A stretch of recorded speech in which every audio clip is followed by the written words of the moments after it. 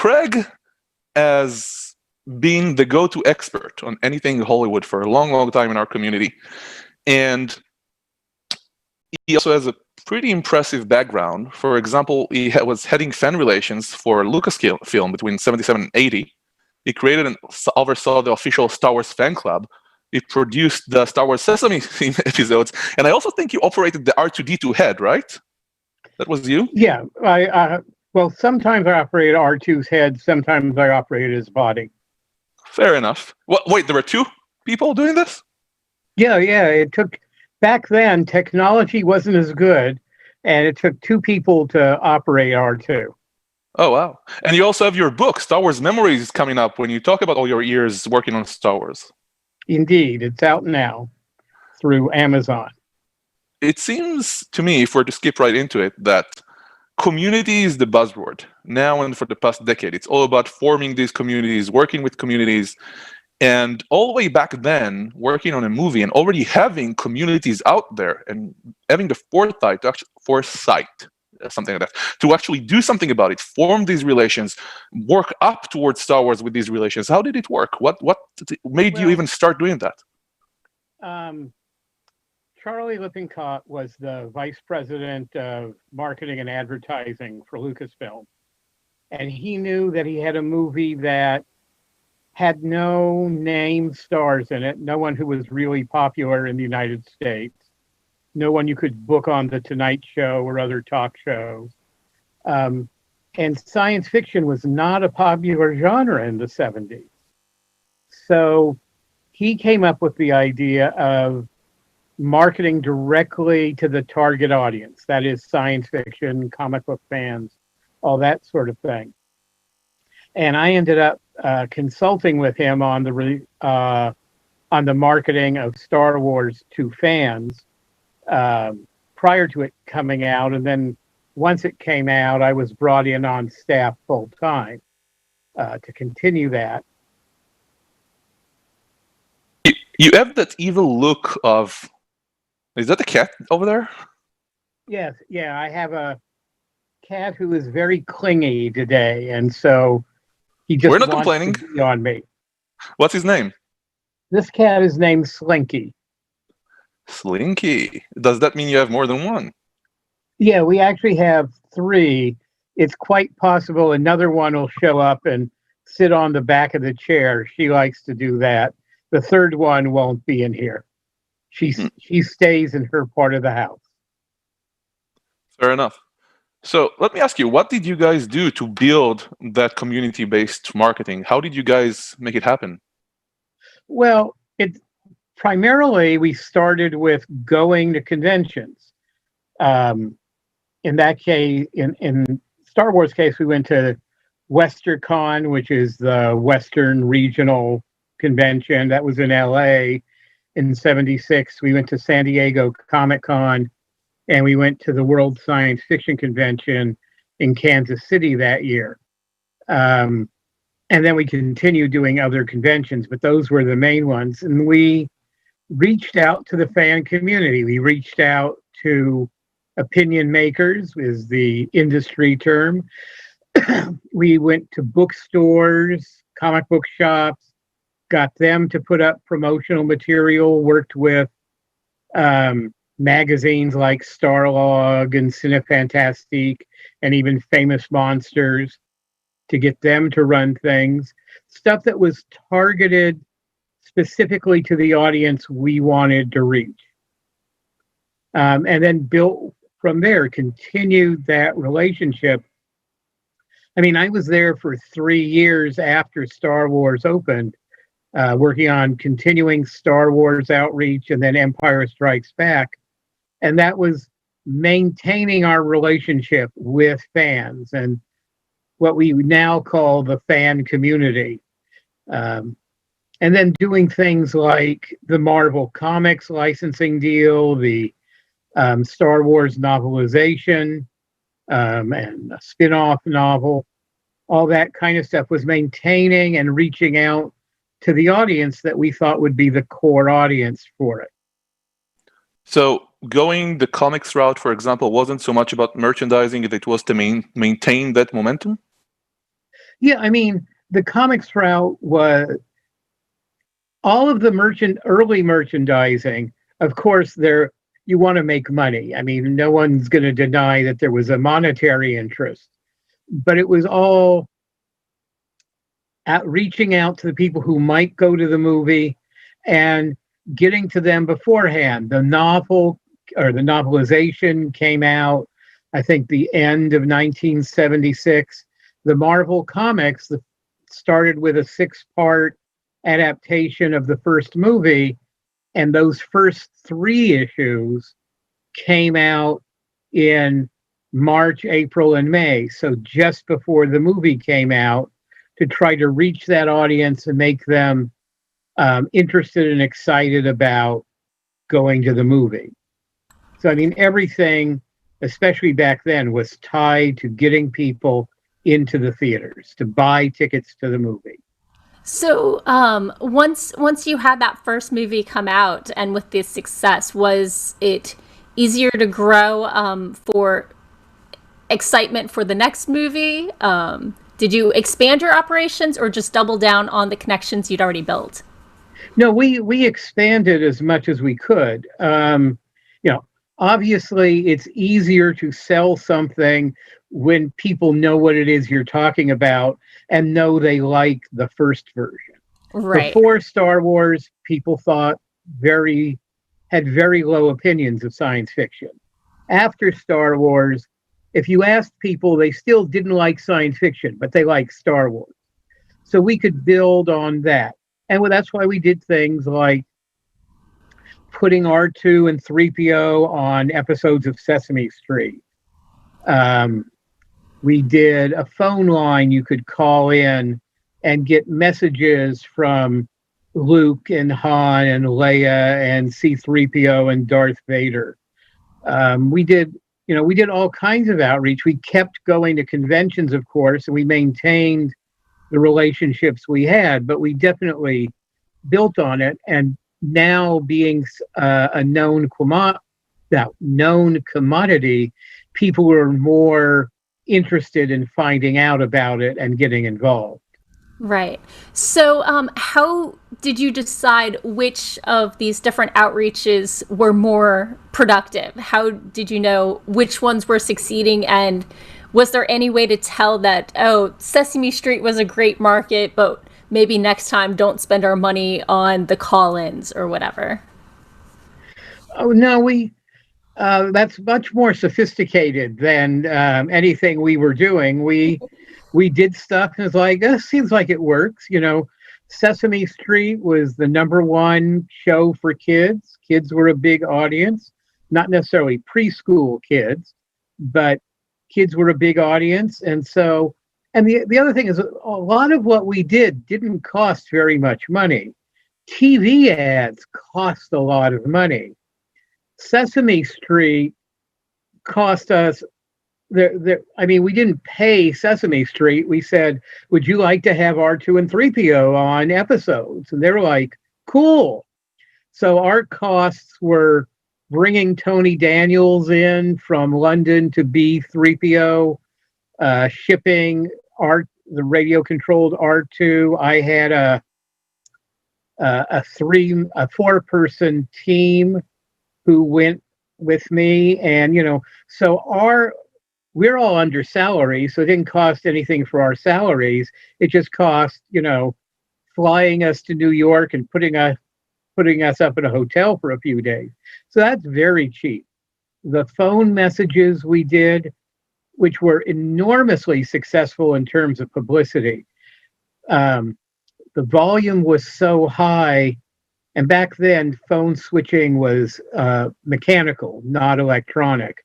So it's located, we had a particular phone number that was located in Illinois, 521-1980, which was May 21st, 1980. It was an 800 number, and you wanted 521, you were in Illinois.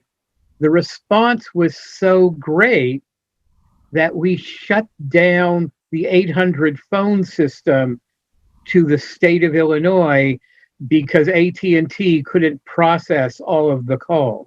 Wow. Star Wars became the big event, like they prepare today for the Super Bowl, saying we're going to be overwhelmed. Yeah, and we had done no advertising. It was announced in Starlog and at a few conventions. So AT&T wanted us to cease all advertising, which was easy, add more phone lines, which was easy. That just cost a little bit of money. Ask for more money, essentially. And then they threw us into the briar patch, if you will. They said, we want you to apologize publicly for this shutdown, because they didn't want their customers to blame them. And I was like, no problem. Okay. And so we sent out a press release saying, we're so sorry that there are that many Star Wars fans eager to find out about The Empire Strikes Back 5 months before the movie comes out, that it overwhelmed the AT&T system. But don't worry, it's all fixed, and now you could call. So that's where all the condom advertisement, they stole it from you. The condom advertising must have stolen it from you then. It's saying that, if you have problems after 4 hours, go to the hospital. It's a warning, but it's advertising, right? And no, so I'm going too far on this one, and my wall thing came off. Go on. But we got very little general publicity out of the phone line. It was something we were doing to entertain fans and keep them interested. But once we had to send out that press release, which was picked up everywhere, well, that was great. That was better than advertising. But that's actually, I would like to stop there for a second. It seems like once you had momentum building on it, everything worked. Press release and the phone lines. When I'm thinking about your role, going to these conventions, talking to fans about something they apparently did not believe in, how did you engage? How did you get the fans to talk about Star Wars, to let you come on stage and talk about it? Well, conventions were pretty good about Hollywood wants to come here. That was not something. Today, movie companies are all over science fiction conventions, especially the big ones like Dragon Con and San Diego Comic-Con. Back then, no film company had ever done that before. Star Wars was the first one to ever go to a convention, and they were open to it. Now, the reaction we got at these conventions, pretty much universally, because on Star Wars, we showed slides and Ralph McQuarrie paintings and what filming had been done, and told the story of Star Wars, not all the way through, but a lot of it. And the reaction we got, even from science fiction fans, was, this sounds great if they can only make a good movie. We'll have to wait and see. Because everyone was used to the kind of science fiction movies that had been coming out in the 70s. But we got them interested. We got them wanting to see what was out there. We got them interested.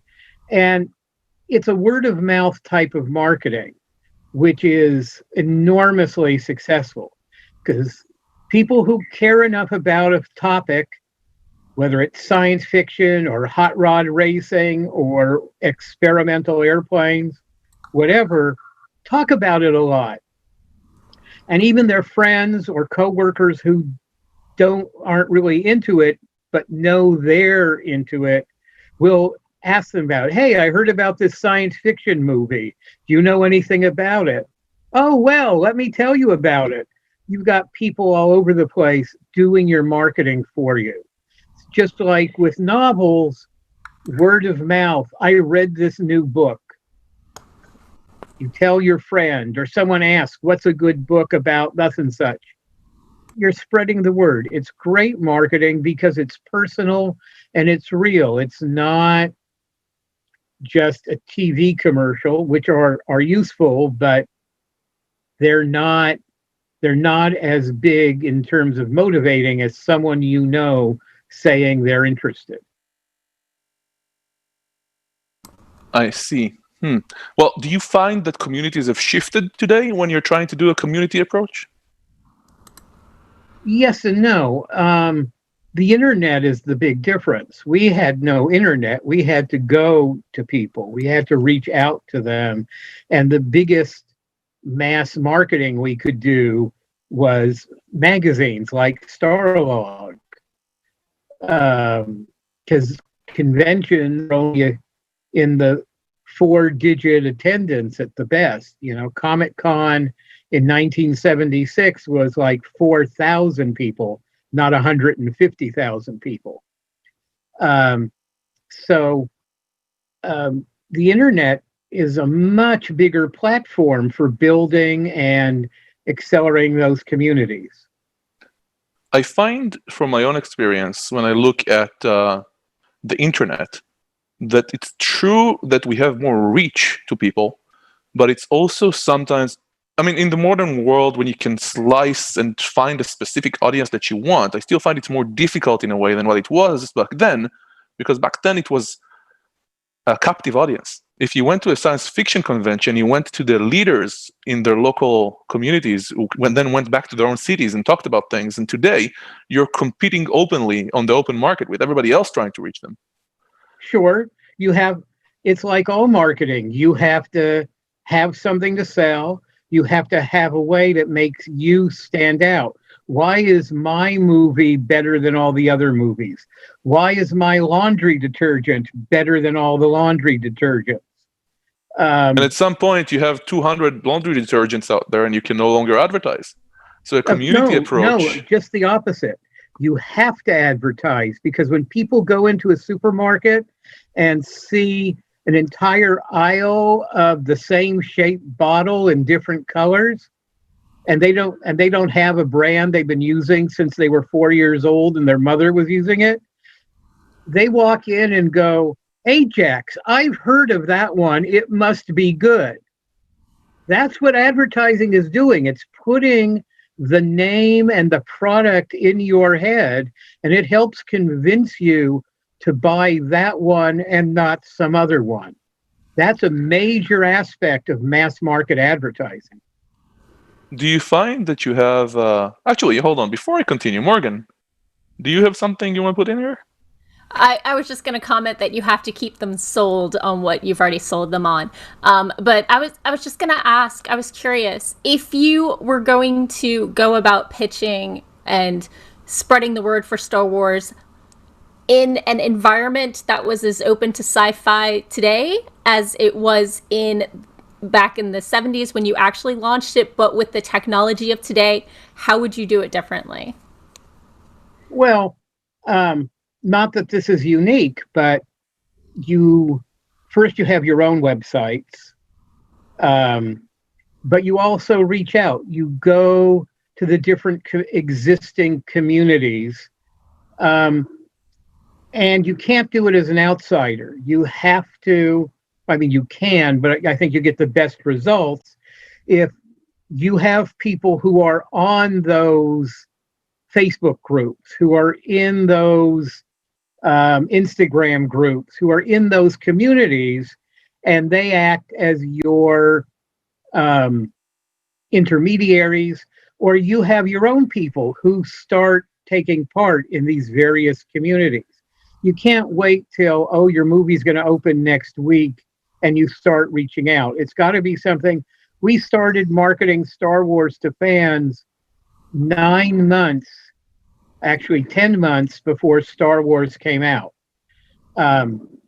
After I left Lucasfilm and I was an independent consultant to Disney and Warner's and Jim Henson and a lot of places, we typically started 8 to 12 months in advance, even without dealing with the internet, to build up that interest in the product, the movie.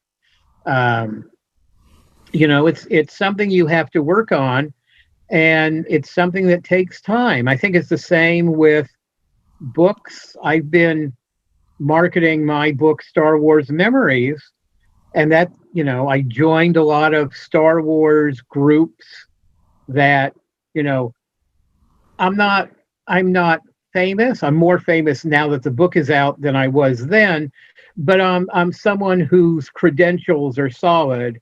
And so people were willing and interested in hearing what I had to say. And I could promote, and after I'd been there for a while, I could promote my book into those groups. And I think the same is true. It's just like, any science fiction reading group on the internet, and Goodreads and all that sort of thing. If you come off as, I'm the Madison Avenue marketer, no one cares. If you're a real person, they want to hear your opinion. So authenticity and being a fan of the thing you're pushing, not just spamming the account and moving on. Right. I think that's a big part of it. Even with Star Wars, when we did the World Science Fiction Convention, there was a lot of negativity in the audience. Oh, you were gonna get science fiction wrong. Science fiction has this whole hard science fiction thing where they want to see the rivets and know how your faster than light drive works, and that kind of thing. But magic. That's how it works. Well, but that's it. Gary Kurtz said, "We're not doing hard science fiction. This is science fantasy. This is E. Doc Smith. And he named a few known adventure science fiction writers. And the audience responded very favorably. Now he wasn't just the producer of Star Wars. He was a guy who actually knew about science fiction. He had read these authors. He knew the approach they were taking and going at it that way. They weren't people who disdained the field and were just doing it because they thought they could make a buck. At this stage, I would like to invite any of our upcoming panelists. I think only Dave is with us right now. And see if you have... Dave actually, I believe, wrote Star Wars books later on and helped you continue that immense machine of maintaining the Star Wars brand. Dave, how are you doing today with being muted? So I keep talking until I see the mute button. Ah, there we go. Hi, Dave. How are you doing? I'm doing fine. Thank you. When you wrote the Star Wars books that you did you get any sort of branding requirements or something that will fit the whole machine there, like Craig is talking about, or you just with me, the way that it happened was my editor called me and said, "Would you be interested in doing a Star Wars book?" And I was a huge Star Wars fan. I had watched the first episode, episode 4 now. I'd watched the first movie probably 30 times. So I had memorized the script basically. And so when they asked me to do it, I was happy and excited. And they didn't give me too much in requirements. They just said, make sure you don't say anything bad about any of the characters. So it wasn't too hard. They allowed me to do my own storylines and things like that. And I loved working with Lucasfilm. Do you have any responses or questions or ideas hearing what Craig is saying? Listening to Craig, I think it's really, really fascinating. Starlog magazine, as I recall, the very first episode had basically was a Star Wars themed episode, if I remember right, and they went on and did quite well. They actually had a Star Wars magazine that branched off after Star Wars came into being. And so a lot of what they were doing was just a lot of heavy lifting, a lot of legwork in order to start building a fandom at a time when things were pretty grim for science fiction fans. You didn't admit that in public. In particular, what impressed me was that Craig talks about going and doing things on Sesame Street.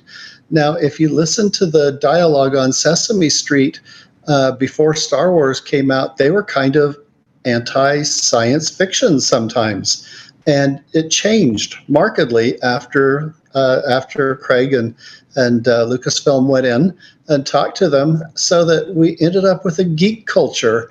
30 years later, all of a sudden, these kids that were watching Sesame Street grew up and they started going to major conventions and saying, I'm going to stop you right there. Craig, this is a quote right here. what you have done has caused there to be geeks 30 years later. How do you respond to this allegation, sir?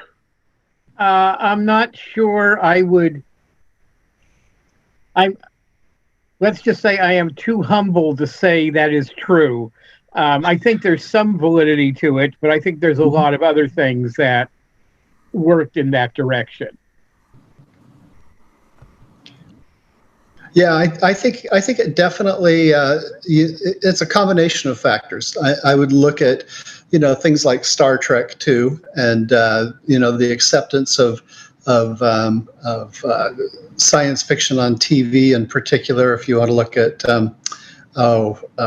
gosh, I'm not going to go into them because we could go into a lot of different things. But this was a turning point. I think it was definitely a stepping stone. Yeah, a very large percentage of the population, if you ask them, would say they didn't like science fiction. And a lot of into the 1980s, they started doing science fiction TV shows, War of the Worlds, and all kinds of things. But they'd always say, oh, it isn't science fiction, it's science fact. Because they'd want to try to distance themselves from science fiction. And I remember telling the War of the Worlds guys, not War of the Worlds, it was some other show, but it was going to another planet. And I said, you get in a rocket, you go to another planet, you meet aliens, you've crossed the line. It's science fiction. Well, we do have a question from the audience, I think, Morgan, right? Yeah, so Chase in our audience has the question, given the recent COVID-enhanced shift to digital, do you think that media consumers are becoming more price sensitive to projects? And how do you expect that this will be changing the marketing, i.e. the Mulan effect or what have you? I think things change constantly. Obviously, COVID has been a major shift. But I don't think it changes the marketing because we can't do in-person stuff to large groups.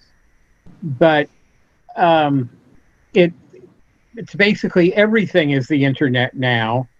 And it's the way distribution works. Okay, in the 70s, we weren't selling home video. Then in the 80s, we started selling home video as well as theatrical. Now it's streaming. Now it's buy first-run movies on TV. We'll see what happens with Mulan. I think $30 is too high of a ticket price.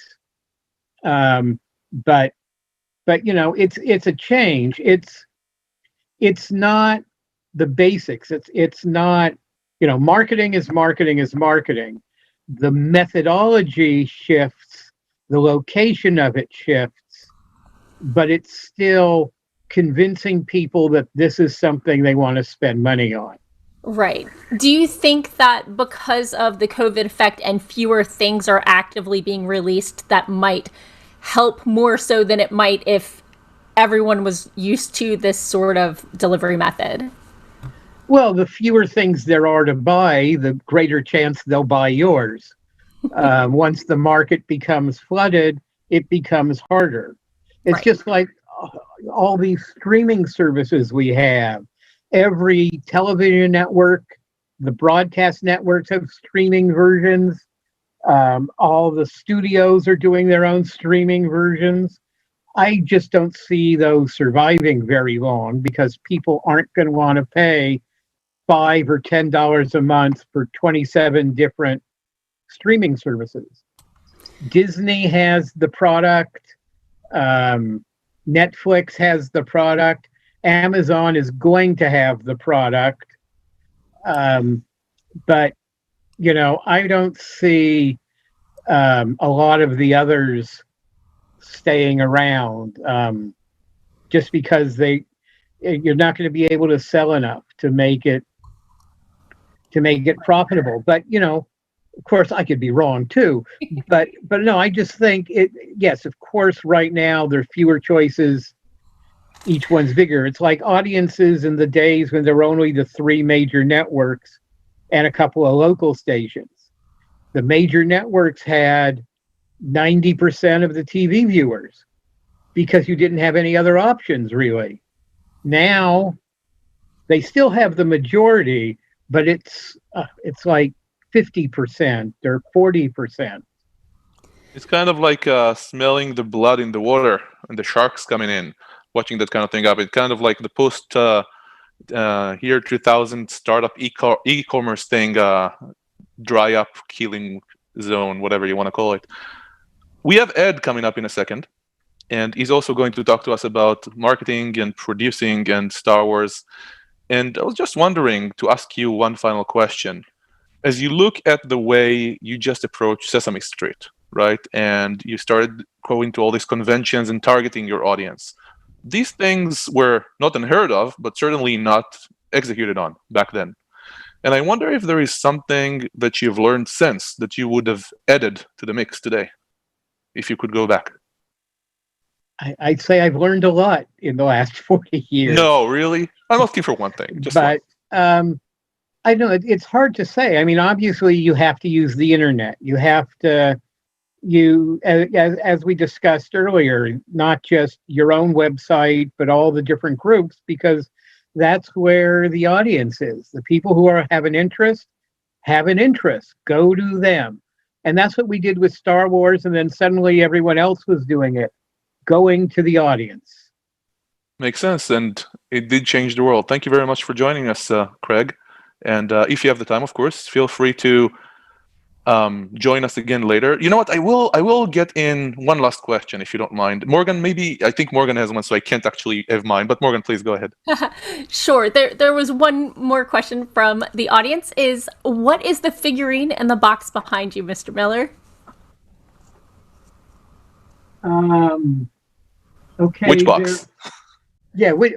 Which box? There are two large Iron Giant figures behind me that you could probably only see the bottom parts of. One is a Saw figure and one's like a giant action figure. And in the wooden box that they're sitting on is actually a large spaceship miniature. Thank you. Thank you. Thank you for that, Craig. And I hope to see you a little bit later as well. Okay. And with that, I would, of course, ask Ed to join us.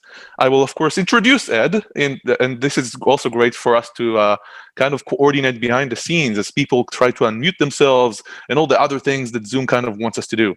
And the thing about Ed has been in the Hollywood business for so many years. He has had 12 years, the last 24 years, I believe. Maybe I even missed a few, counting all of them. He's worked on big ones like the Oscar-nominated Anna and the King, and he's worked on Star Wars, and honestly, he's just immensely knowledgeable, and I'm very happy to have him with us here today. Hi, Ed. How are you doing?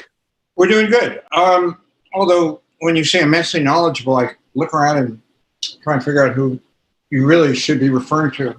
But your twin brother, of course. If I had one, that would be him. Yes. So, fire away. What can I tell you? Well, you can tell us so much, but to try and seg from the previous segment, maybe we can start with Star Wars. A little bit about the advertising over there and how you saved the day. I would not claim to have saved the day. That's my claim. You never said it. It's just my claim here, and I'm sticking to it. But I played a role in the opening. I had I'd gone to work at Fox. Found myself in the distribution department. They didn't really have a marketing department back then. They didn't actually know what the word meant. Shopping for dinner. And but they did have an advertising department. They did have a public relations department, a PR department, and distribution. And in between all of that was a giant hole. There was one guy over there who didn't quite fit. His name was Ashley Boone. Ashley, who passed away at a very young age, was their first black executive.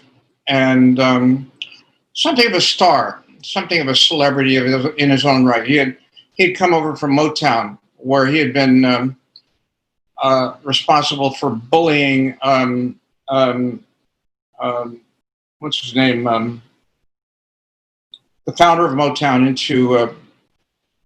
into releasing the album What's Going On, which was a transformative album in music at that time. And he was now at Fox, and he was working in distribution because they, as the closest they had to a marketing executive. And I became his intern. Not intern, I'm sorry, I became his protege, I guess is what you would call it.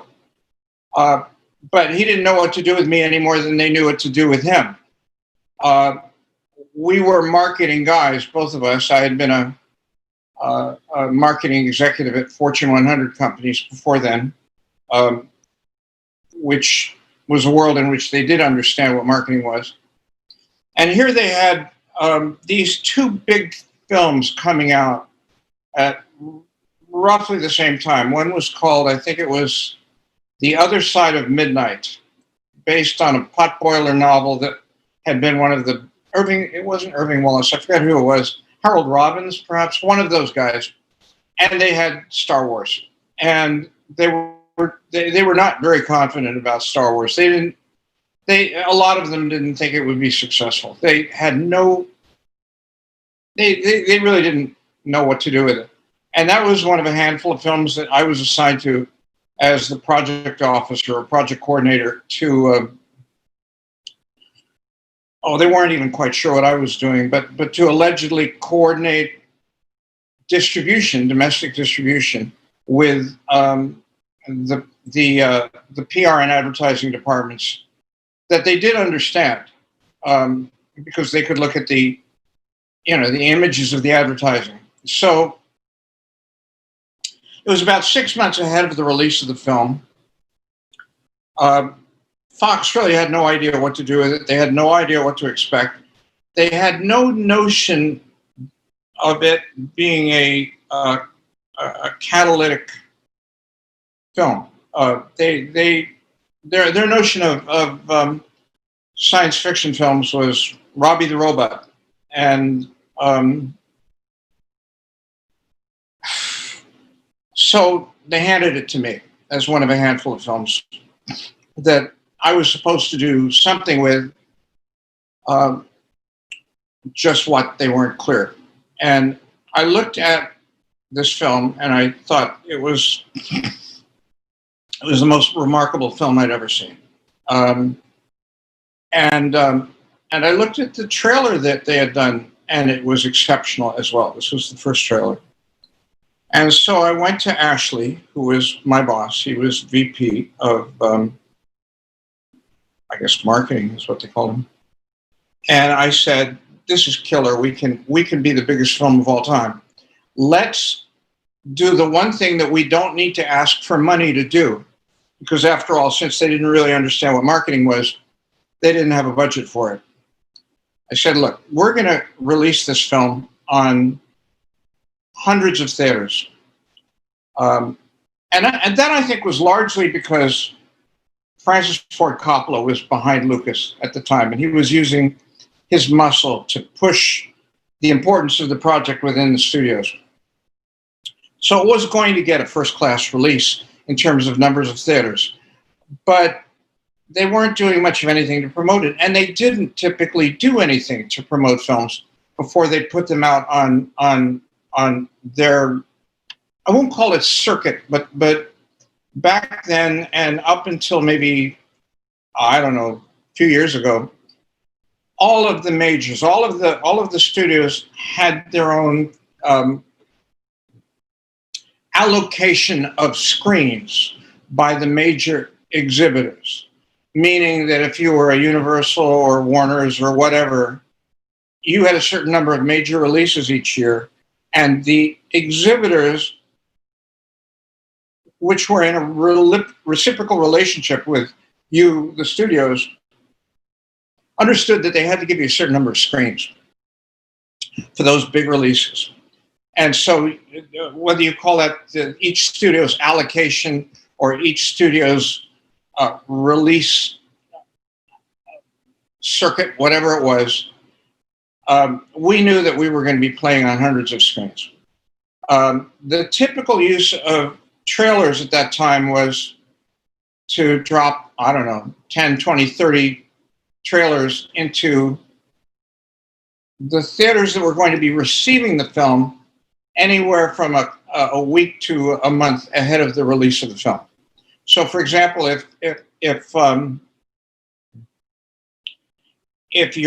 your principal screen in Los Angeles was going to be one of the Man Theater screens, you might get one or two of the other theaters in Los Angeles, plus the theater that was going to receive the movie, playing that trailer a couple of weeks ahead of time. And I said, this is crazy. We have a frequent moviegoer. The kids are going to eat this up. Let's just do something that no one's ever really done. And thinking back, I'm not entirely sure no one had ever done it. I have a vague memory that I saw sometime 40, 50 years in the past, they would do this sort of a thing. So I said, let's just have 500, 600 trailers. Get them out there and get them out there 6 months ahead of time.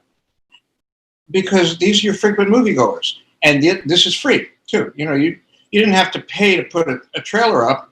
So if you had 6 or 7 or 8 or 3 or 4 major chains, and every one of those chains nationally was going to have a certain number of release dates with this film, I figured we'd just go to each chain and we'd say, look, just put them up on all of the screens within a certain radius of where that one play date is going to be. So St. Louis, if St. Louis was going to have 3 or 4 play dates of Star Wars on the opening, I said, let's look at who those theater chains are. Usually it would just be one theater chain in St. Louis, 1 or 2, and let's get them to put these trailers up on all 30 of their screens 6 months ahead of time. They didn't know what I was talking about. No one had done that in recent years, if ever. And then I told the branches of Fox, look, we'll make you up some T-shirts, wrap the trailers in the T-shirts as a gift for the projectionist so that he will or she will do us the favor. It was all he then. He'll do us the favor getting that trailer up. And somehow we got 500, 600 trailers up 6 months ahead. The studio flipped out, but not in a good way. They had a new senior vice president of market research that I think had come over from Bristol Myers, and he did some focus groups and came back freaked out saying adults hate the movie. And I was ordered to pull all of those trailers off, all those hundreds of trailers. I went to Ashley and I said, this is crazy. It's not an adult audience. It's a youth audience. And this thing is going to be the biggest film of all time. I want to leave the trailers up. And tell them that I took them down, because they don't go to theaters to check anyway, so they wouldn't know the difference. He said, all right, here's the deal. You go do that. If you are I agree with you. If in the end you're right, you know that I'll be taking most of the credit for it. If in the end you're wrong, you'll be fired. I said I could care less. You know, when you're young, you don't care. And about a month later, they ran back to us saying, we were wrong. Can you get those trailers back up? And of course I said, yeah, we'll put a minute, because I never took them down. And then at a point I decided we had a second trailer, and I decided to replace all of those first trailers with the new trailer on the theory that now that we have an audience, a frequent movie-going audience that has seen this trailer, we knew the kids loved it, we would essentially continue the storyline, as it were, by moving to the next trailer. It wasn't that the trailers were trying to tell the storyline sequentially. They were just different points of view or different cuts of some of the same content that had been pulled from the movie. So at that point, we were really what would the word be?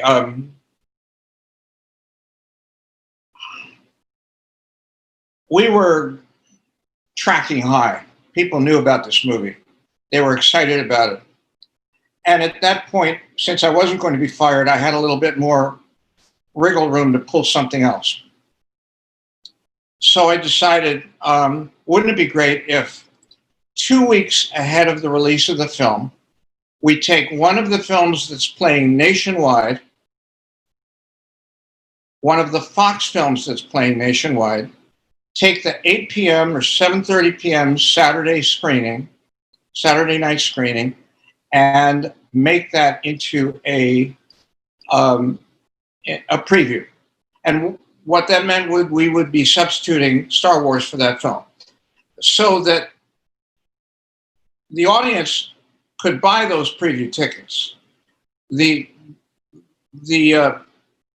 distribution was against it, because what that meant was that whatever film was supposed to be playing that Saturday night that was going to be replaced by Star Wars, the entire gross for that showing had to be paid to the movie that was bumped. And Fox hated the idea of paying revenues for a screening of a movie that wasn't in fact screened at that time, because at that point in time, and probably still to this day, it was anathema for a studio to pay profits on any movie. I think in 1976, the studio publicized their 26 movies that they were releasing that year, when they had meetings with exhibitors, and they did a fancy brochure called 26 for 76. I remember a year later, I ran the numbers because I was still at Fox, and discovered that 25 of those 26 movies had actually gone into profit for Fox, but only one of them had gone into profit from the point of view of the profit participants. So it was just it was something you never did. You'd never wanted to pay profits to the participants of movies, but nevertheless they agreed. And so we did a nationwide sneak 2 weekends before the opening, that Saturday night, and it was so phenomenally successful that they agreed to do the same thing the following weekend, which was the weekend before the release of the film. I think the film was released on a Wednesday. I could be wrong, but so the Saturday before that and the Saturday before that, we did these sneaks on hundreds and hundreds and hundreds of screens, following that massive 6-month onslaught of trailers. And no one had ever done these things before, or at least that I was aware of. It was no surprise to Ashley and me that the film opened with the biggest opening in history in the film industry. And tons of people played a part, starting with the people who made the film, people who fought for the film. I was just the tail end of I was at the tail end of the dog, I guess. But that was my involvement with it. Fair enough. It's when we spoke before, and thank you for that story, by the way. When we spoke before, you mentioned that while you're a marketing executive, the one thing, how did you say this? The one thing you did whenever marketing came up was essentially leave the room, or try not to hear about marketing, or try not to do marketing. What was that? I don't remember saying that. I caught you on tape. No, I'm kidding.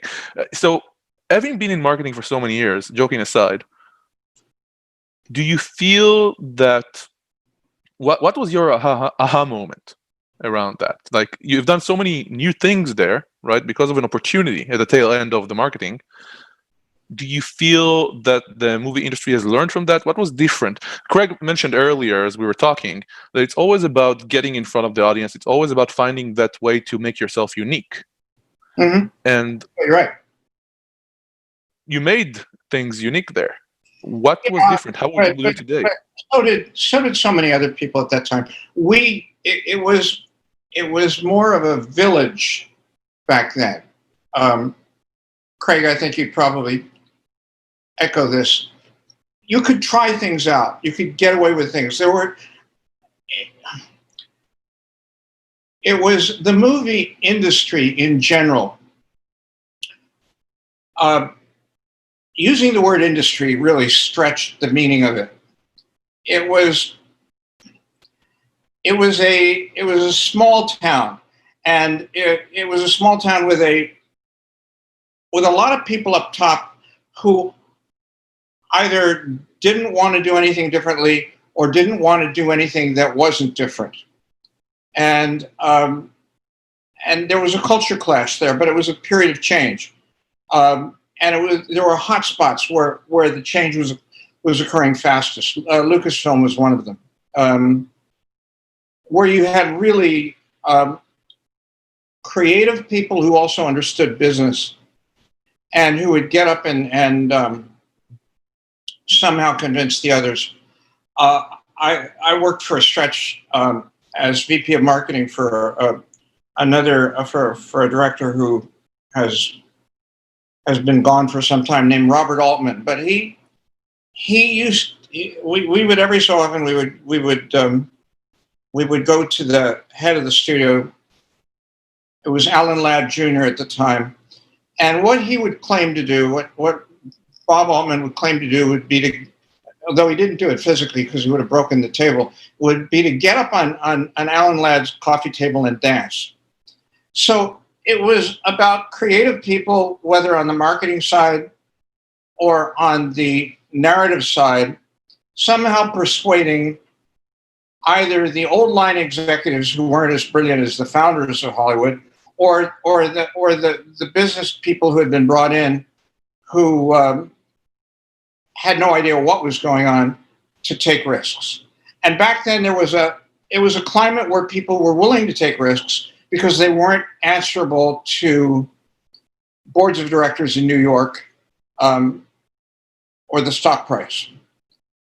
You got away with a lot more, Craig. I don't know about you, but I could never get away with that stuff today if I was at a studio. Maybe it's a good time for us to actually get everybody together. Dave, Craig, Morgan, would you like to get us started? I'm sorry. I wanted one more question for Ed before we opened up. I was just curious, from an outsider perspective, I'm not fully aware of the differences between PR and marketing. Could you speak a little bit to that? Well, you're probably more aware of them than the executives were back then. And then you could also get into the issue of what is PR and what's public relations. Wait. They're not the same thing? I hear people claim that they are, and I hear people claim that they're not. There are facets of marketing and there are facets of PR. I would say that marketing is an umbrella term that deals with the interface between the product and the audience. And it's a two-way interface. It's not only understanding what it is that the audience wants, it's understanding what you can about who the audience is for the product you already have, or it could be understanding the audience's needs and thinking to design a product or tailor a product to what they most would respond to. And then it's very much about finding the pathways that connect the two, that connect the audience and the product. And these have all been basically revolutionized over the last 10, 15 years. And it's been what you would call it's frequently destructive innovation. It's all disruptive. Craig was talking about doing it earlier.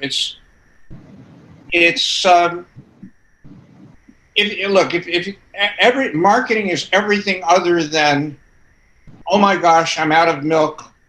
My kids are about to sit down for breakfast. I got to go out and buy milk. That's a very simple need-supply equation. When you go beyond that, it becomes what makes you want certain things and how people have created something that they think you will want, convince you that it is their product that you want. And then PR is just one of many pieces of it, which increasingly blur into one another today, while new pieces are being invented. Gadi? Interesting.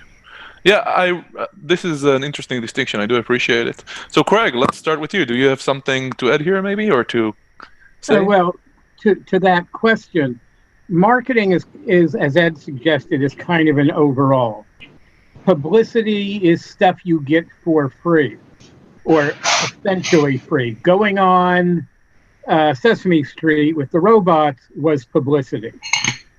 Buying an ad to run next to Sesame Street, although being on PBS there weren't ads, but essentially you get the idea, that's advertising.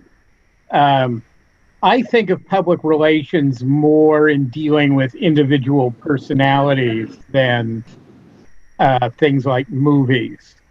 And marketing also includes things like merchandising, licensing, because that's part of marketing a film or a TV show, is getting the name of your product out on merchandise in the marketplace so people see it. So that all falls under marketing. Let me ask you something here. So I'm interested how you would make the distinction. One of the phrases I sometimes see, usually in connection with politicians, is earned media, and I guess the alternative is paid media. So if, for example, you do something and you get an enormous amount of coverage for it that you don't pay for, that's, I guess that's what unearned. Do you know that? I'm not sure about the phrases, but this is an area where, for example, what you would think of as traditional advertising, when you advertise your product, in this case, a candidate, costs you money. And then if you know how to manipulate the networks to get a lot of coverage, the coverage that you get that doesn't cost you money, although you don't have the same control of it, is something that can be even more important. But it's in that same category of eyeball to screen. Craig? Yeah, I mean, there are always new terms. Transmedia was popular for a few years, maybe 5 years ago, 10 years ago. But if you asked transmedia consultants, what was the best transmedia campaign ever, and I have seen this happen, they would say Star Wars. Well, transmedia did not exist back then. We weren't doing transmedia. We weren't looking at it. We were looking at how can we get the idea of going to this science fiction movie in front of people. And so we had it in toys and books and comic books. And so suddenly it was transmedia. I think earned media is kind of publicity, but doing it by news as opposed to just actual news, breaking news, when a politician says something outrageous and they'll get covered on the news, which is a little different than publicity where you say, hey, we've cast this great star in as the new Batman. I see that Brian has joined us here a little bit early. Hi, Brian. How are you doing? Do you have something to maybe add to this discussion? Well, I do. When I worked as a data analyst at Geico, where a 15-minute call could save you 15% on your auto insurance, the president of the company, or the president of the marketing division, was brilliant at getting effective use of the dollars. And he did something once that I thought was amazing. Typically, when you're paying for a patch on the arm of a tennis player at, say, Wimbledon, and in this particular example, it was Wimbledon, it costs $100,000 to put it on the arm of Andre Agassi. Well, what he did is, in this particular Wimbledon, he looked at a qualifier, and a qualifier is simply somebody who has played through another tournament and made it in, but is likely to get crushed first round. And Ted was a rabid tennis fan. He followed the pros and the up-and-comers, and he knew this kid was pretty good, and he had 2 first rounds that were possible for him to get the upset, and if he won those, he would get to play Andre Agassi, presumably, on center court. The cost of that patch, saying Geico, $1,000. Well, not only did the kid win those 2 rounds, he played Agassi, primetime Saturday night. It was a 5-set match. He upset Agassi. It made ESPN. It was the headline, and every other shot showed the Geico patch. And that was $1,000 spent versus $100,000 to be on Agassi's arm. And then, of course, that kid got to play on center court the next round because of all the publicity. And so I just thought that was an interesting, I don't know if that falls in earned or what, but it was a different way of approaching marketing, even though Geico has substantial budget. That's foresight marketing. Foresight marketing, there you go. And that's a little like putting all those trailers up on screens. Wouldn't help if nobody went to the movie when the movie opened. But when the movie opened, it turned out, the luck was with us, as luck was with that young player. What was his name?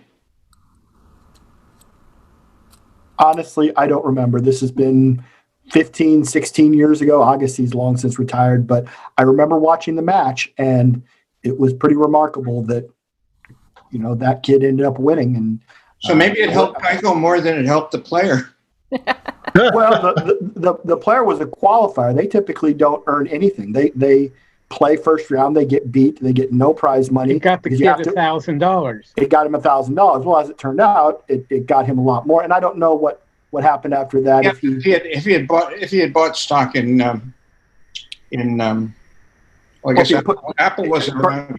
Well, if he had put the money $1,000 into Berkshire Hathaway 15 years ago, he would have done very well, because at the time Berkshire owned 49% of Geico. They now, of course, own 100% of Geico. Okay, so we do have another question.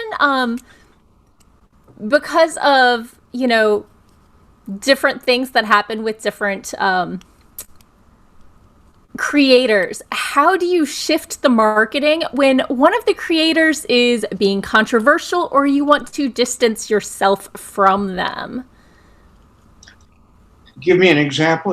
Was the question to me or to Craig? In general, there may have been some outcry recently over perhaps Harry Potter and its creator.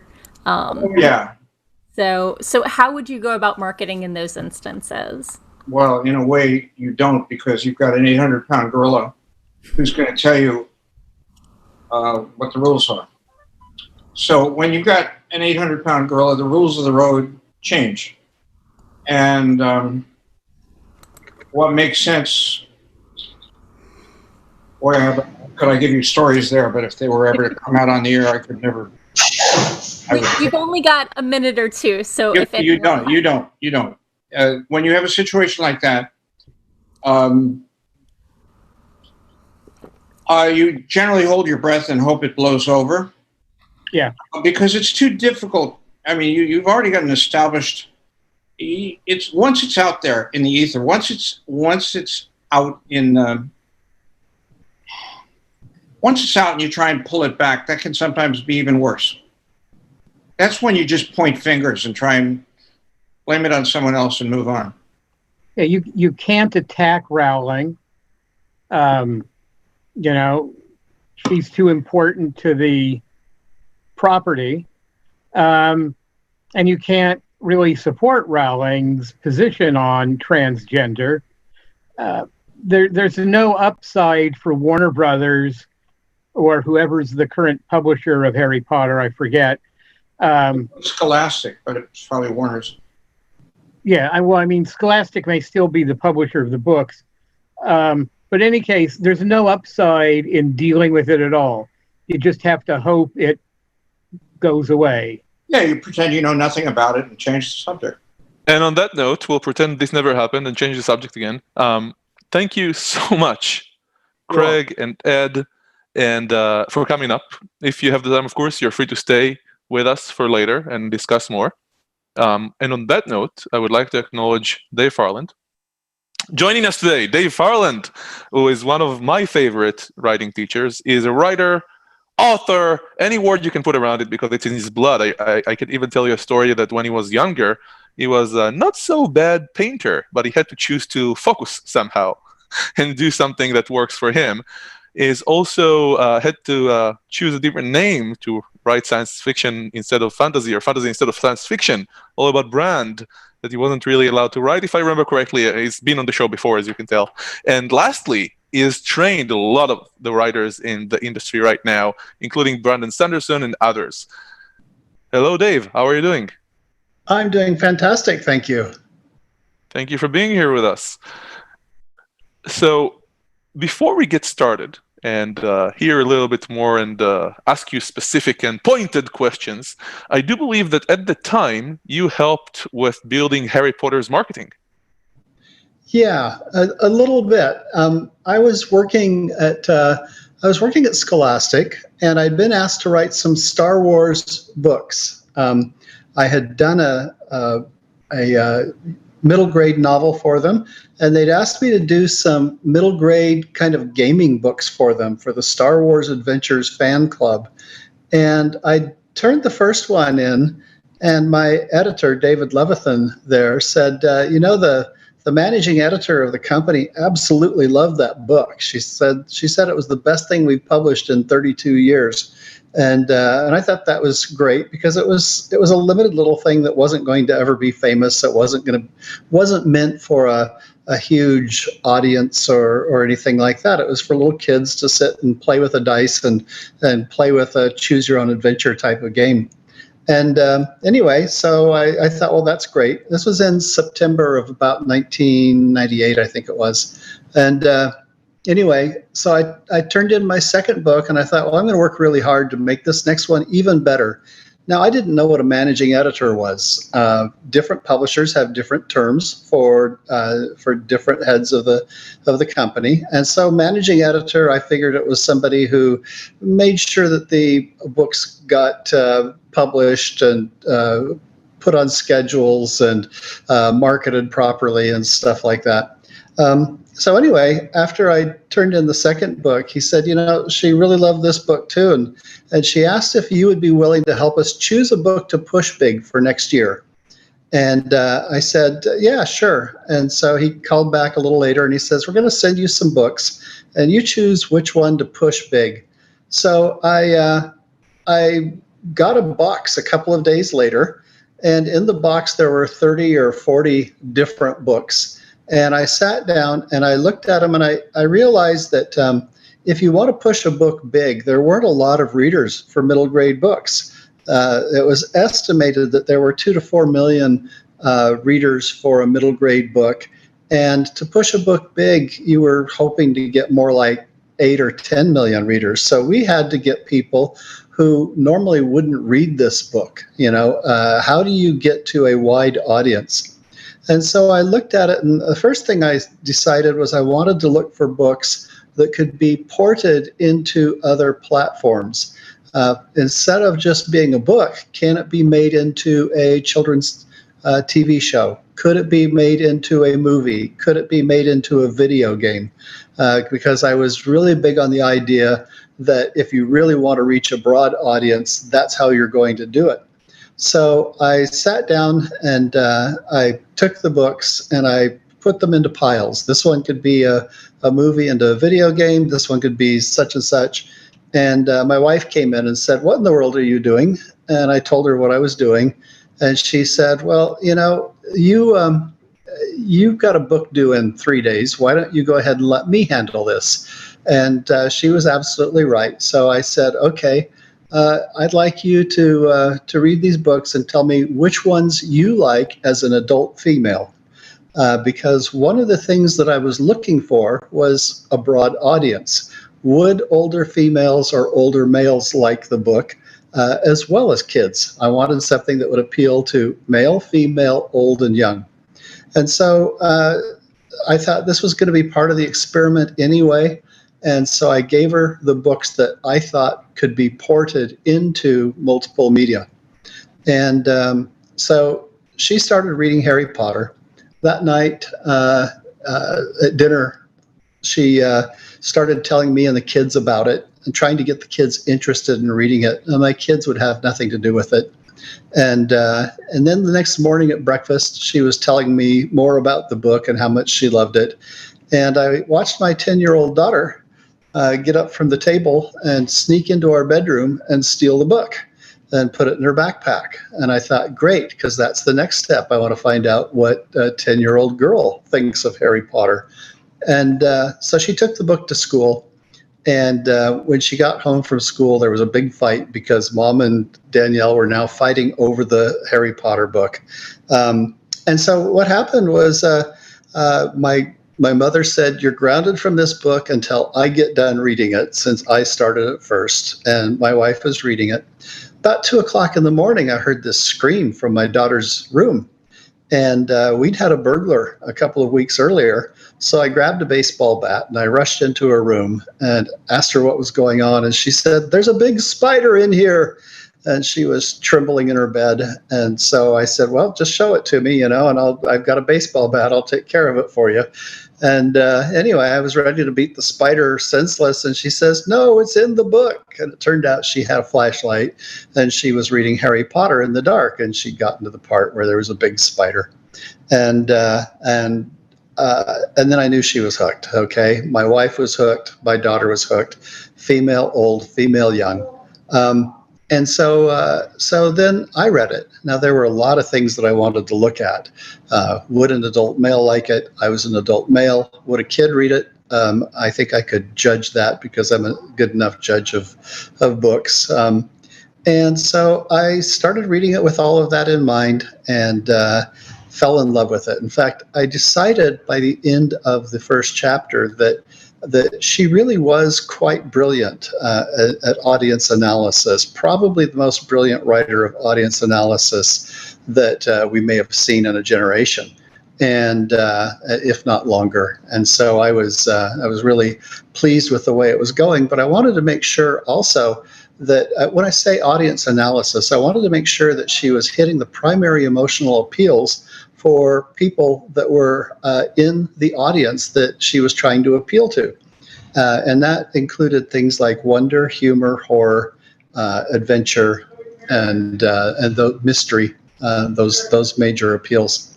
And she just nailed it. She just nailed it on that level. And then we got into, okay, how well does she do at transporting a reader into another time and another place? Because that's the key thing in finding out if a book is going to be huge in its genre. That's the number one thing that I look for. And so, getting to Hogwarts, was she able to keep her emotional appeals up so that there was still wonder even on the last of the book, that type of thing. So I looked at it from that point of view. And I said, okay, this is a great book. This is potentially a huge, huge bestseller. And I looked at the other books, and there were some good ones, but there weren't any that could be as easily marketed as Harry Potter. So I called her the next day. Actually, she called me. And I discovered, first of all, that she was the head of Scholastic. The managing editor there meant president of the company.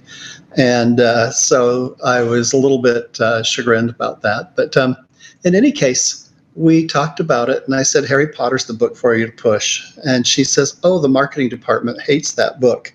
And I said, how could you hate Harry Potter? And she said, well, they just think it's too fat for a middle grade reader. It's too long. And so I talked to her about middle grade readers. I said, look, kids, if they love to read, they'll love reading a long book. If they don't love to read, you're not going to get them anyway. But this is a book that's going to make kids learn to love to read. And so we talked about that. And then she went on with other objections. I said, it's also written 3 grade levels too high. That's going to be difficult for you.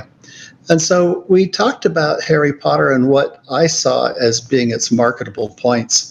And she said, I agree with you. And she says, but there's a problem. She says, it's been rejected by the 12 biggest publishers in the world. And I said, editors make mistakes. You're lucky you got it. And she said, okay. She says, knowing that the 12 biggest publishers in the world have rejected it, what do you think should happen to those editors? And I said, well, if I were one of those major publishers and I found out that they had rejected this book, I'd hunt them down and fire them. And she said, that's exactly my feeling. They should all be fired. And I said, good. Okay, we're in agreement on that. So she said, I love your ideas. I think we're going to push this book big. And she said, so I'd like you to stay near the phone tomorrow because we're going to have a meeting. I want to make sure the board of directors agrees with us. And then she asked a question that I hadn't expected. It just kind of blew me out of the water. She said, okay, how would you market this book? What are you going to do with it if you had it? Well, at the time, the way that books are marketed is that the publisher basically could buy advertising space in the bookstore through what they called cooperative marketing, and you could buy, for example, make a display in the front of the bookstore behind the glass in the window. You could make a display behind the counter at the bookstore, or you could put a display on the main floor. And the best time of the year for a middle grade book is right around Christmas, because grandparents in particular want their grandkids to read, and they like to pick up a book to give to the kids for Christmas. And so I said, okay, I think what we need to do is buy the front of the store, buy behind the counter, create a maximum end cap somewhere, which is a great big display in the middle of the floor, and put that out during the months of November and December. Well, to do that was a huge amount of money. You're talking $2.5 million or so. And she said, we're a small publisher. We've never been able to get the front of a bookstore, to do that for the chains, because Barnes and Noble and Borders would do that, but you have to pay them a bunch of money to get that kind of advertising. And anyway, she said, how would you approach them, to even get that? And I said, okay, who's your sales manager? And she said, oh, Mark. And I said, okay, how many sales reps do you have? And she said 16. And I said, okay, I would take Mark, and I would take those 16 sales reps, and I'd send them all to the headquarters at Barnes and Noble and Borders, and let them know that you want to buy their windows. And she was like, that's crazy. They'd never even fit in the door. And I said, that's exactly what we want. We want them to know that you are crazy about this book.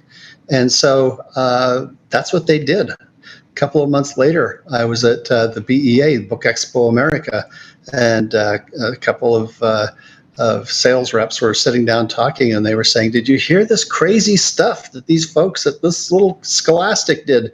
They bought up all the advertising space for November and December. And so they committed big to pushing this book. I figured it would have cost at least $8 to $10 million to advertise that book that way, because you have to actually make the physical books and put them in the bookstore and buy the window space and all of that. And anyway, that's a lot of money to invest in a book. And it was probably much more than that they were putting into it. But what I looked at was, I said, that's the investment that you've got to make in order to make this go big. And then Rowling really added fuel to the fire, because this was in October of '98. Well, by October of '99, she had the next 2 books in the series. were turned into the publisher. So that they were just really kicking it. You've heard of rapid release among marketers nowadays, people in the book industry trying to get books out as fast as they can on Kindle so that they can build a huge audience. Well, Rowling did that. And by the time that we got to the third book, all of a sudden we're getting all of this free advertising because we've got kids going to the stores for Harry Potter rallies, and it's getting on the news and this kind of thing. So we're getting all of this word of mouth and all of that earned advertising, and it just took off. So it's now the largest book in the history of books. 130 million copies sold, and that's still quite a bit bigger than Lord of the Rings or a couple of others that are right up there. So anyway, that's kind of how it took off. I have so many questions for you. First of all, thank you for sharing the story. But before I do that, looking at Brian, I just kind of imagined Brian has some ideas after listening to that, and I was wondering if we can start with him, maybe. Well, I was just curious. So I Googled how many copies of Harry Potter sold, and it says 500 million. So it's a lot of books. And 130 million of the first book, from what I understand. Fair enough. That very well could be. I want to just really quickly mention how I heard about Harry Potter. I was in State College, PA. I was visiting a friend who had to work that day. I bought the USA Today, opened it up. It was a Wednesday. 2 pages, a 2-page article about Harry Potter, and that the 4th book was launching on Saturday. I bought the first book because I just read a 2-page USA Today article about Harry Potter. This would be earned media, I would suppose, and it sounded fantastic. So I bought the book, started reading it. She got home from work. Her friends had planned a party for me, and we went to the party. The folks were drinking, having a good time. I was meeting all of her friends, and I said, do you think anyone would mind if I went in the corner? I've only got 50 pages left of this book. And she said, it's your party. So I did. And then I bought book 2 on Thursday.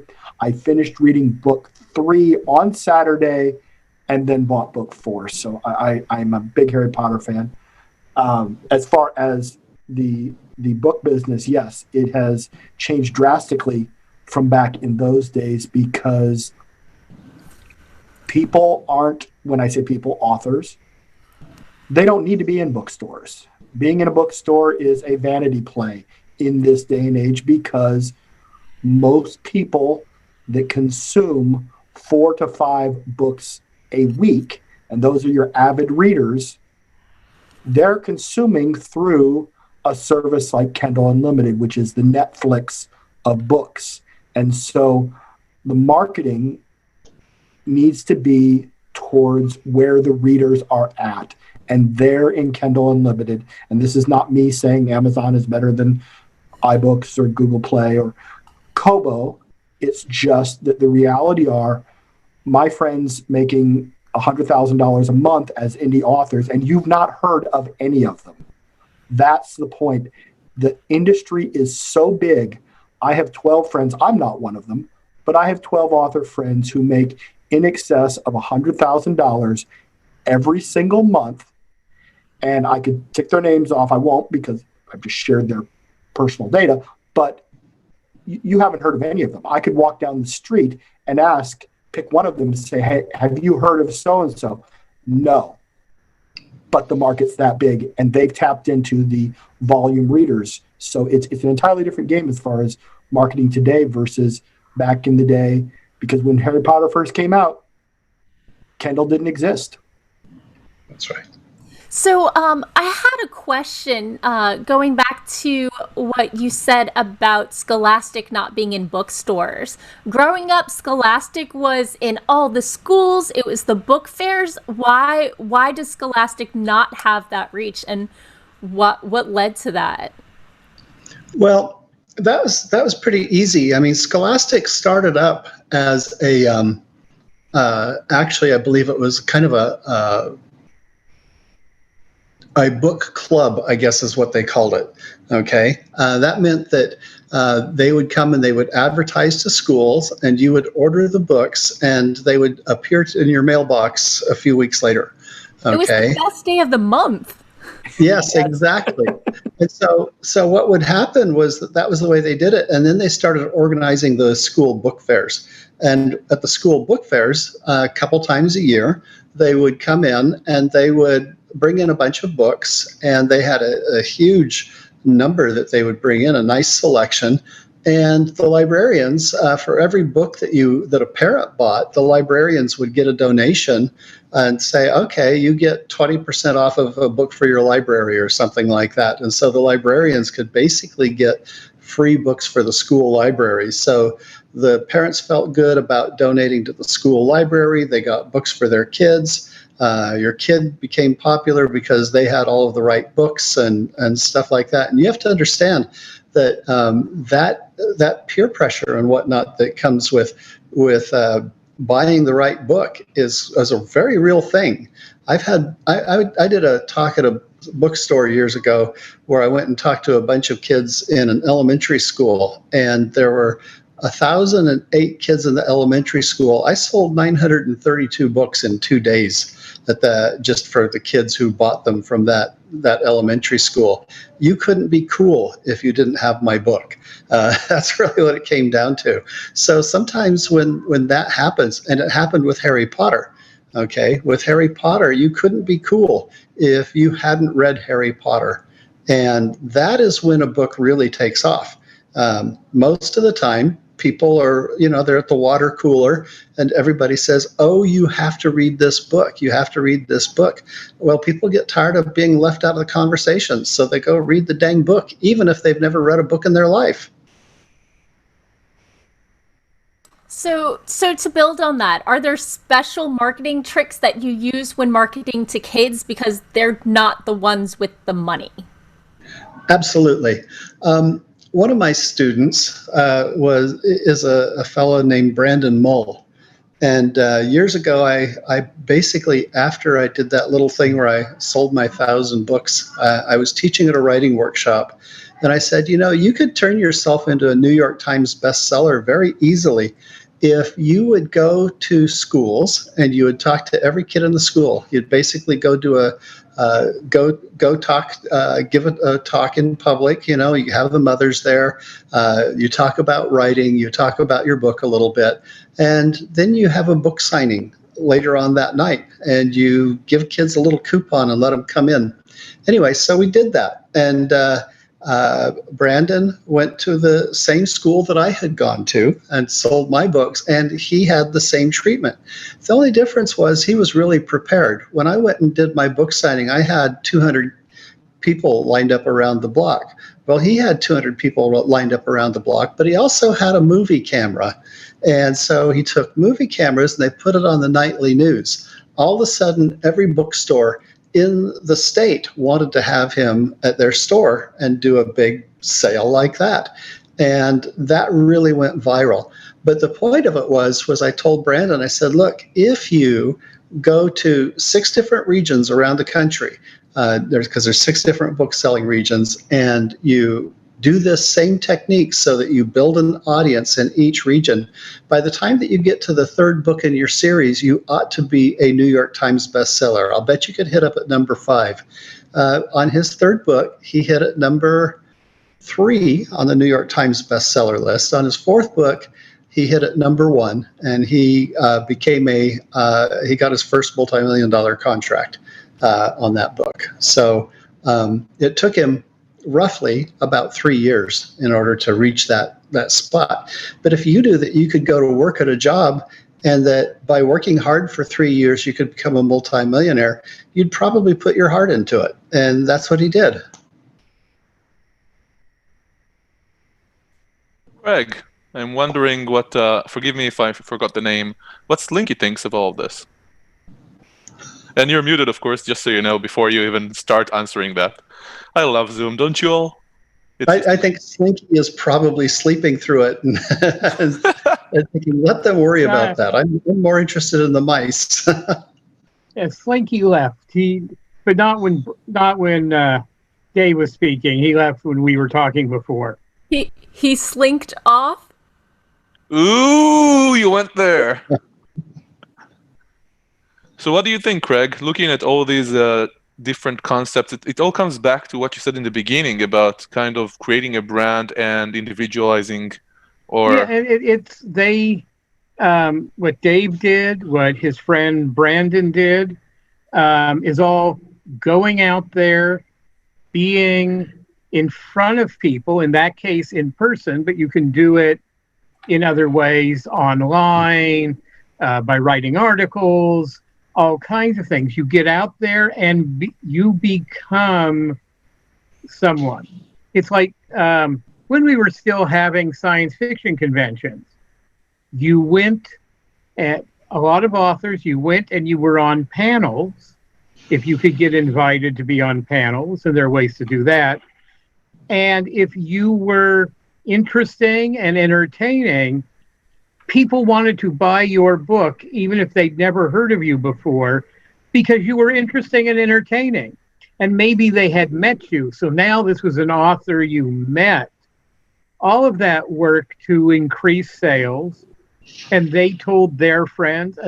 It always comes down to, is the movie a good movie? Is the book a good book?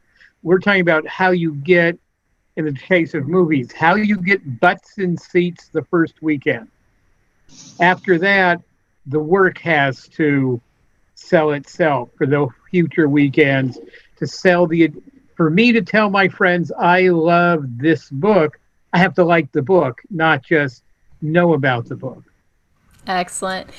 Dave, could you talk a bit about reading the audience and what that means and how to, target and shift your approach, I guess? Well, when I'm talking to an audience, especially when you're reading to kids, with my kids' books, I like to have a lot of humor in them. And there's humor that's aimed at different audiences. There's some jokes that the first graders get. There's some that the third graders get. And I used to watch as I was reading. I would just see which grade levels were laughing, who was getting my jokes. And it was fun because sometimes I would be... Dave, I'm sorry, I'll cut you off right there, right in the middle of the story, because I know that you gave them pizza. I did. I actually have done that too. No, I did.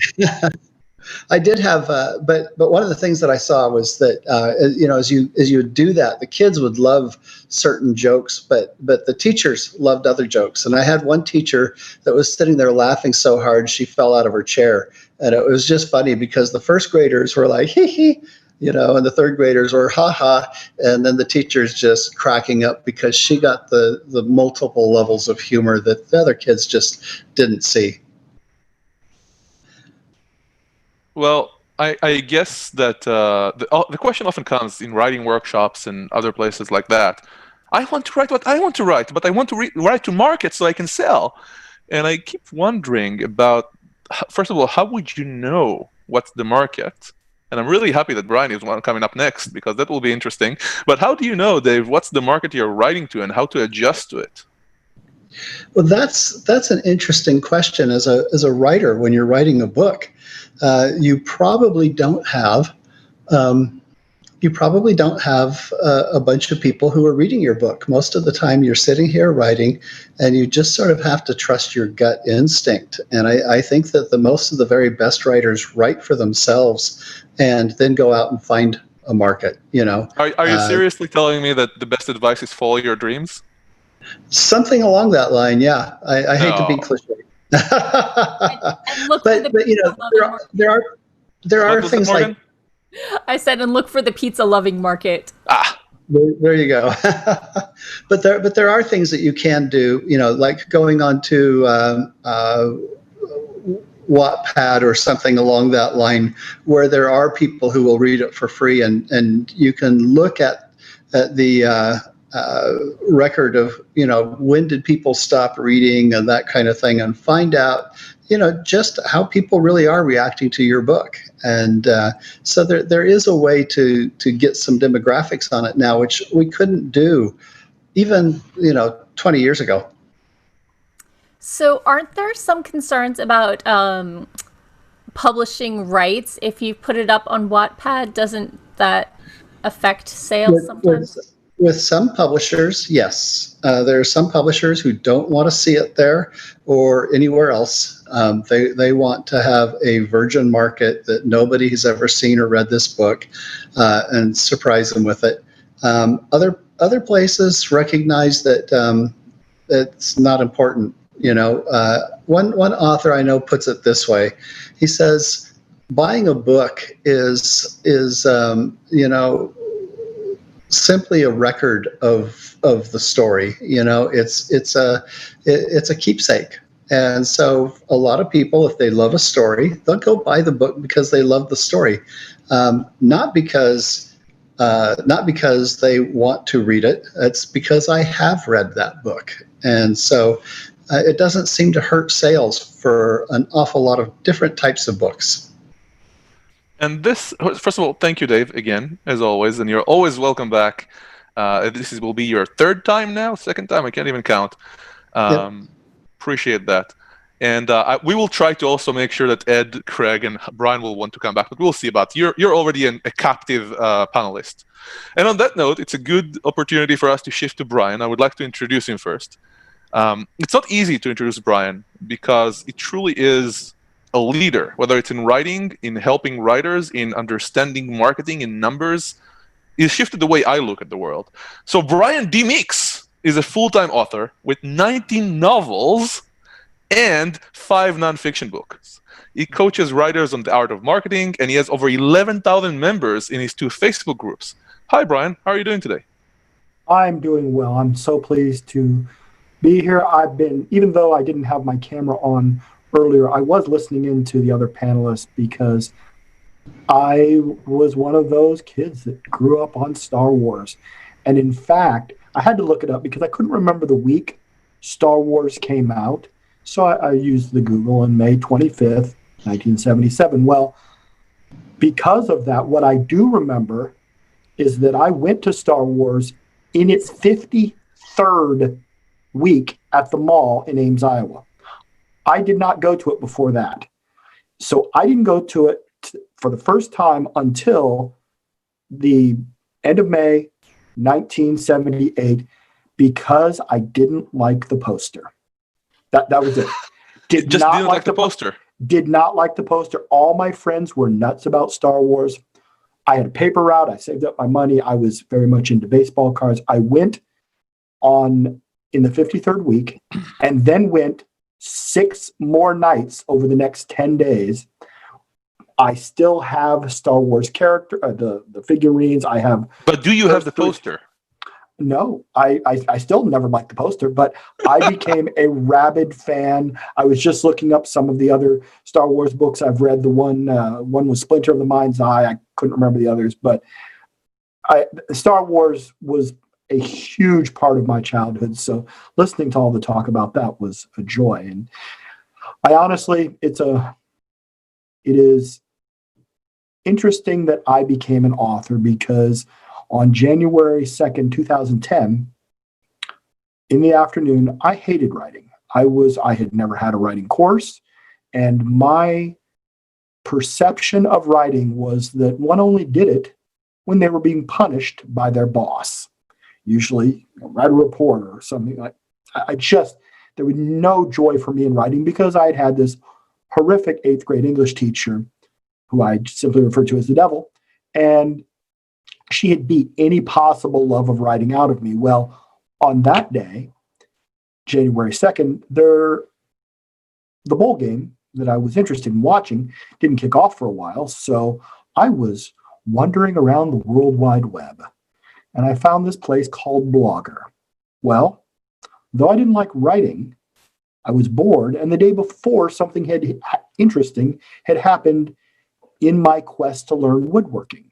Every woodworker first project is build a workbench because you need it for your other projects. And I was learning how to do that.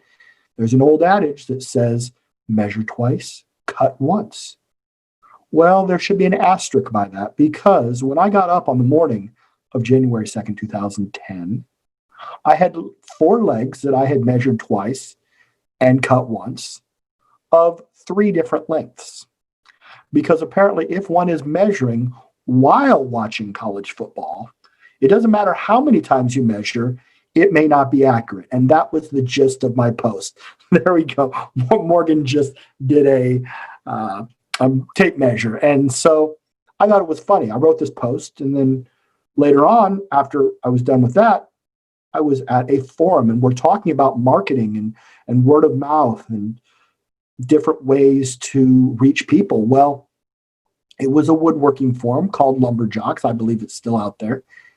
And for an hour, I just read these posts by woodworkers who were brilliant at their craft. They were doing everything from music boxes to reproductions of Georgian furnitures. One guy even bought, you can buy lumber that has been dredged up from a river that is from the correct years. And so he was doing reproductions that, if carbon dated, would have shown they came from the Georgian era. It was fascinating. Well, it was time for my football game, and so I quickly signed up.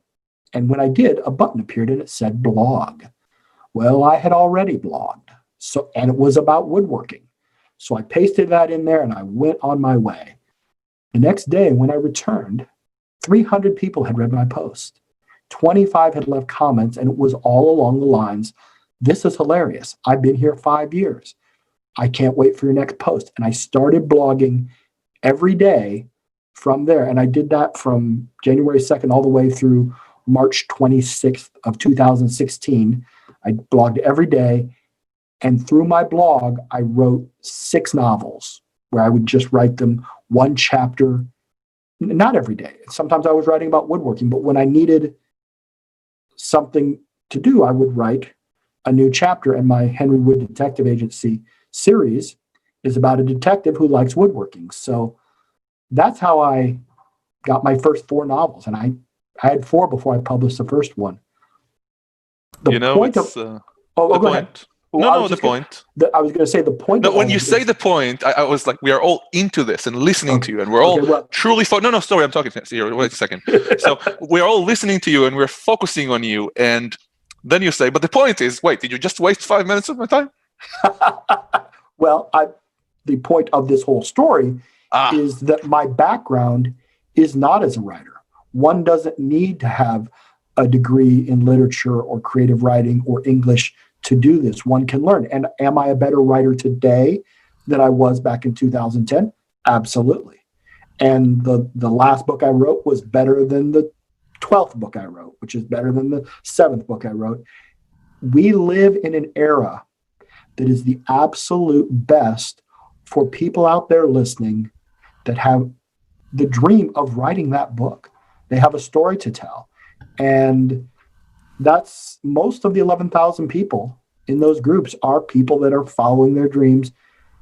There aren't any rules. Anybody can get involved. And because of self-publishing, because it's now a viable career path, I know many, literally hundreds of authors who make their living writing words. And that's a wonderful way to live. So I have a question going off of that. It sounds like you partially got into writing because of the external feedback, because of the external validation. Yes. Ding, ding, ding, ding, ding. I hated writing. A bunch of people said, "You're good at writing." I felt warm and fuzzy. That's the story. So how do you balance when things aren't well received or you're not getting that external validation? And how do you keep your self-worth from being based on your blog hits? Self-worth? What's that? I have one solution, and this is what I do when I get a 1-star review, because we all get 1-star reviews, and sometimes they hurt our feelings. So I go to Amazon, I look up the worst writer in the history of books. Now, you may like Old Man and the Sea, but Ernest Hemingway is an atrocious writer. He's a C- student at best. And if you go read his 1-star reviews, some of the finest literature ever produced are the 1-star reviews tearing apart Hemingway. He's won a Pulitzer, and you should read them. They are brutal.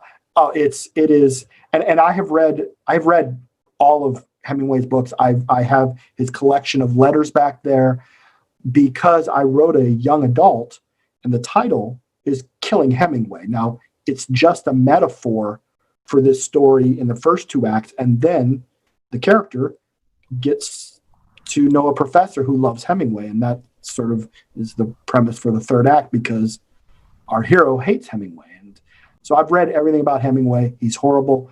And when I feel bad, I go read the 1-star reviews tearing apart an author that many people love, but he's won a Pulitzer, and there's still a lot of people that think his writing is rubbish, myself included. And so that's every author I know has a different way of dealing with it, at least the successful ones, because that is part of the game. You're going to get told something doesn't work, or somebody sends you an email. You know what? In the 3rd chapter, you spelled the T-E-H. Are you an idiot? Well, no. Well, debatable.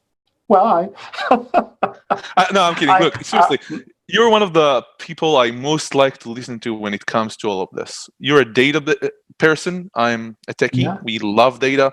You bring down that audience selection, the ability to write to audience, building up your audience, marketing, advertising, all of that. You can give a 10-hour talk on that right now.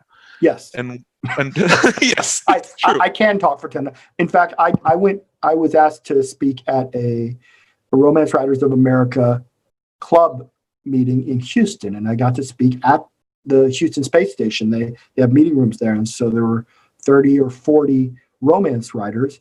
And when they asked me to come several months before, they said, "You would be our speaker. Can you talk for 4 hours?" And I said, "Yes, I can." Now, I've done a lot of conferences. I've never spoken for 4 hours, but I knew I could, and I went down there and So tell me, Brian, let's start from not necessarily data, although I would love to take us there. When we talked about your bio, for example, as an author, obviously you are very sensitive to text, you're very sensitive to words, but you specifically often speak of copywriting. Now it changed your life or professional capabilities. It absolutely did. Copywriting and prose, they're words, but they are so different in their execution, because a beautifully crafted sentence may have it has a cadence, it has a music to it. When you're reading beautiful prose, you're almost listening to a symphony. And that may sound like hyperbole, but I remember an English author, and I can't remember his name. I was trying to before I was the speaker here, but he had a quote. They asked him about. I know that one. It's Shakespeare, right? No, he's more modern. But he was asked by the interviewer, "What will your life be like the day after you stop writing?" And he said to effect, "I will spiral into a pit of despair so profound as to be indistinguishable from perfect bliss."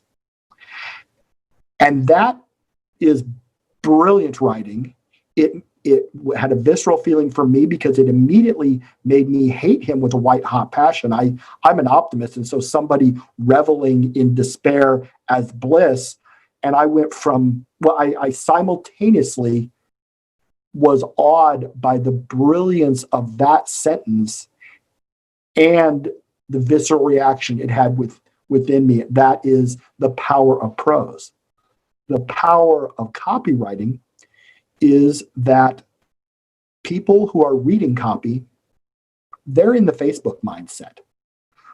Most listeners are on Facebook, and if you see a post by a friend with a picture of a puppy and 15 lines of information about the puppy, nobody reads it. But I can write 500 to 1,500 words in a Facebook post and get 300 to 600 comments, 1,600 likes and loves over a massive post. And it's not the word count, it's the presentation, it's the hooks, it's the short paragraph, linking up short paragraphs with open loops, which are all copywriting techniques.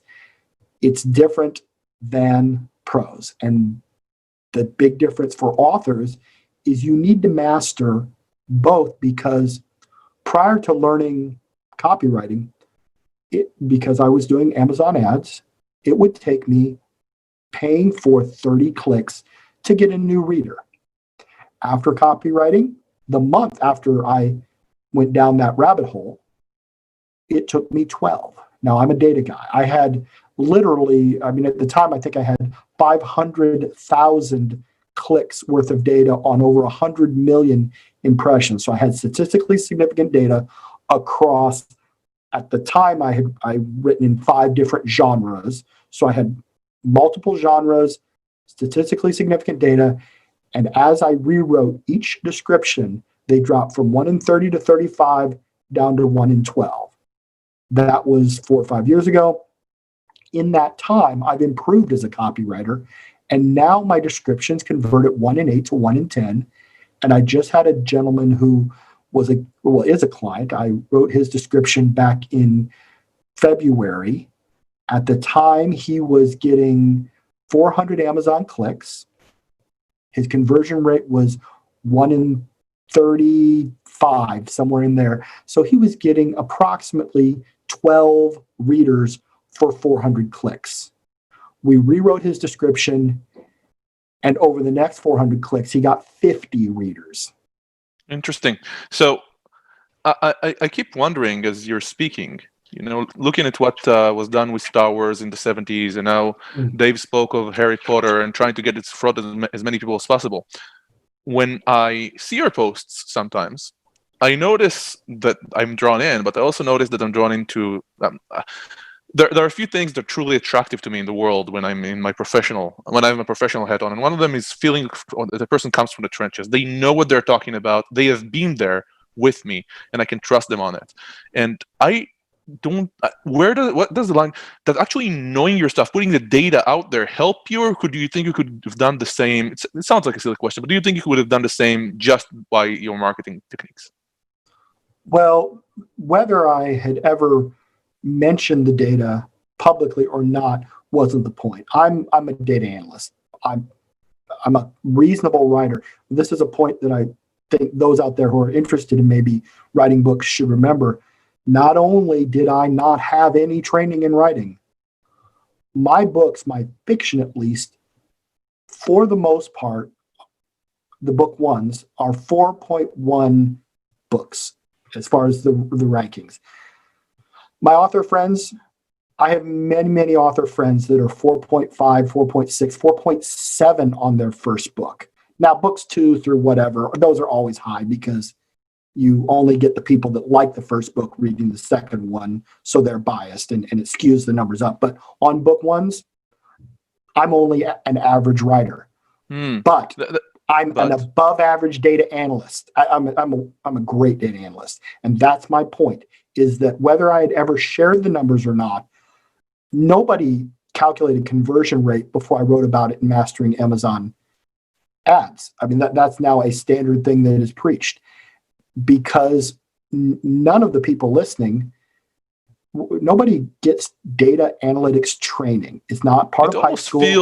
Listening to it almost feels like we would need... Morgan, do you feel we need to be experts on this as writers? Where would you take this? I think if you're doing your own marketing, that you definitely probably should. And if you're going with a more traditional publishing method, that if you're not getting the support from your publishing house and need to do that bit on your side, that it's definitely helpful. Although I am curious how much of the improved click-through is from the copywriting and how much is from like Facebook ads, sending it to people who already responded and were already an audience, because Facebook's ways are... 100% of the improvement is from the copy, because this is, you have to understand, I have written 400 to 500 descriptions. Now, I don't have data from all those authors, but from all of the ones that I have, they're all running Amazon ads. And so the data that I'm getting, it is something that when one does an analysis, and I don't need to go too deep in the woods, but you look at a before period, 45 days. You look at an after period. You look at the number of clicks you had. You look at the number of clicks you had in the after period. And then you divide those by the number of new readers. It's incredibly clear, and there's no other things that could skew the data. It's only when you only change one thing. Now, of course, one can change a cover. Covers don't convert. Covers change click-through rate. So if you have a poor cover, when you're running ads, you won't get as many good clicks as an A+ cover. And so I rewrote the description for Battlefield Earth, L. Ron Hubbard's book. It was the first traditionally published book that I did, and I did that at the beginning of the year. And you have to understand that traditional publishers, all of the big five, none of them have data analysts. They have accountants, but they don't do the data analytics that I'm doing.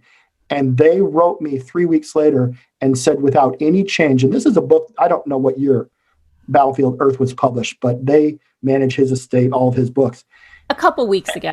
It's been a while, but the point is they saw an instant improvement, and the only change was the copy. So okay, this leads into my next question. So Sure. Despite the stereotype of the writer as an introvert, with the current market and the situation, does it make it easier? Is it more targeted for extroverts to succeed because you have to put yourself out there and market yourself and market your books? And even traditionally published authors need to lean in these days. Maybe, but I'm thinking about my friends that are making extraordinary amounts of money. And I'm not just talking about those 12 making the 7 figures, but somebody making 15, 20,000 a month is still pretty good. And I do not think that there are more extroverts than there are introverts. Simply, and of course that data is skewed because your point, I think, is good, that many, many authors are introverts. But the ones that send me a message or will chat on Zoom and they tell me, I read your book, it made me cry. They're talking about the ads book. It made me cry because I hate math, but I decided I love my books more. So I went back and reread it, did the math instead of just glossing over the math, realized it wasn't so hard, and then started doing the math, and I just quit my day job. And so people that were making less than $1,000 a month doing it part-time were able to get to 5 figures because of the math and understanding the decision-making. And that's where people go wrong. And I don't want to make it sound like you need to have a master's degree in math. The math that I do in the book business is 5th grade math. It's division, subtraction. It isn't a master's degree in statistics. And once you have some basic metrics, the lifetime value of your series, the read-through of your books that relates to lifetime value, the conversion rate that we've just talked about, if you know your conversion rate is 1 in 10, well, you don't need to do anything other than estimate, well, I know my conversion rate is 1 in 10. That's easy math. I know that with the read-through, the lifetime value of my 6-book series is $13. Not everybody reads from book 1 to 2, but most of those that do read on to the end. And I've calculated I have $13 of value when I get a new reader. Well, let's say you're paying 50 cents a click. It will cost you $5, 5 times 10, to get that new reader. And they're worth $13. So it's not super computer rocket scientist stuff. And the people that are introverts or math phobes that get over that, they're the ones that go on and quit their day job. Did that answer your question? Yes, definitely. Okay. Thank you. Are there other questions? I've already seen the little sign that says I'm nearing the end of my time. Well, Brian, honestly, you're the numbers expert. You're essentially, in my book, the e-publishing expert. Okay, whether it's in You're welcome. I think you know that about yourself. So my question for you is, listening to everything that we were talking about as you were in and out, about Star Wars, about Harry Potter, the world has changed. In what ways do you think people who are doing marketing today need to realize that change? Where is that change? Well, I have a great example for that as well, because again, I am biased. I love Harry Potter. I love Star Wars. I'm a complete fanboy about both of those. But I know that J.K. Rowling at age 9 hadn't made that much money. I don't think Lucas had probably made that much money at age 9. But do you know who the number one YouTuber was in 2019? It was an 8-year-old. I think he's 9 now, named Ryan. And I looked and did the math, and back of the envelope sort of estimate, Ryan is 9 years old, and I estimate that he has, over the lifetime of Ryan's World on YouTube, made approximately $60 million. Who knows what he will do by the time he reaches age 42, which is when I published my first book. Blow absolutely all his money and try to live off of what he did when he was 9? I don't think so. This kid, if you've ever seen his videos, he strikes me as one of those kids that will. He's incredibly bright. I think he'll be one of those kids that graduates high school at 14 or 15. And I mean, right now, half of those burn out. And how much of that is the parents? I have no idea. But you know what? If he burns out today and puts that $60 million in the stock market, he's not going to spend it all. The point is not about this Ryan kid, because there's PewDiePie, there's Mr. Beast. There are countless YouTubers out there who are making millions. Some of them are making tens of millions of dollars via that outlet. And so you asked about what's new today. Well, I don't think YouTube is used very well by the book industry. I've researched it quite a bit. That's something that I'm going to start doing a bit with and see if one can capture the imaginations of those who read. Now, it's been shown that 53% of adults, once they finish their schooling, never read a book the rest of their lives. But you know what? That 47% of us that love reading, we read lots of books. And we watch movies. And we watch YouTube. So there's something, I believe, and somebody can tell me if I've gotten this number wrong. I believe it's 300 hours of new content is uploaded on YouTube every minute of the day. This is where the eyeballs are at. And so that's an area where I think if Harry Potter were starting today, they might consider YouTube, because I don't believe it's being done very well by authors at present. So as you speak, on the one hand, and I could see Dave, nodding like this, I want to say, wow, that is true. Nobody is using YouTube the right way. And then I was thinking of some of my usage. I wanted to cut in. I think there is a huge audience, but it's very niche. I think there's the booktubers, and some of them are doing very well for themselves. And I don't doubt it. But then again, like if you look at this, going out there and reading just doesn't really appeal to a lot of people in the fast economy. It doesn't need to be reading. That's not what BookTube is. It could just be authors. Okay. You earlier, and I forget which panelist you were talking with, but one of them mentioned that when he spoke, people wanted to come and hear him and meet him and learn about him, the author. So is that an opportunity where it's simply an author talking about their lives?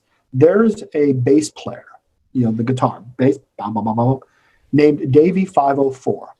I'm not musical. I don't play any instruments. I can't carry a note. I am not his target audience. But Davey 504 has approximately 7 million followers, and I've watched at least 60 hours of his videos. So he was able to get a regular consumer of his content because it's entertaining. Authors, we tell stories. There's no reason we can't be entertaining on YouTube. And you know what? At the end of the day, now I haven't done this yet. I haven't cracked it. But I think somebody will if you're entertaining and people like listening to you, when they get done and they've watched all your videos, maybe they'll go read a book.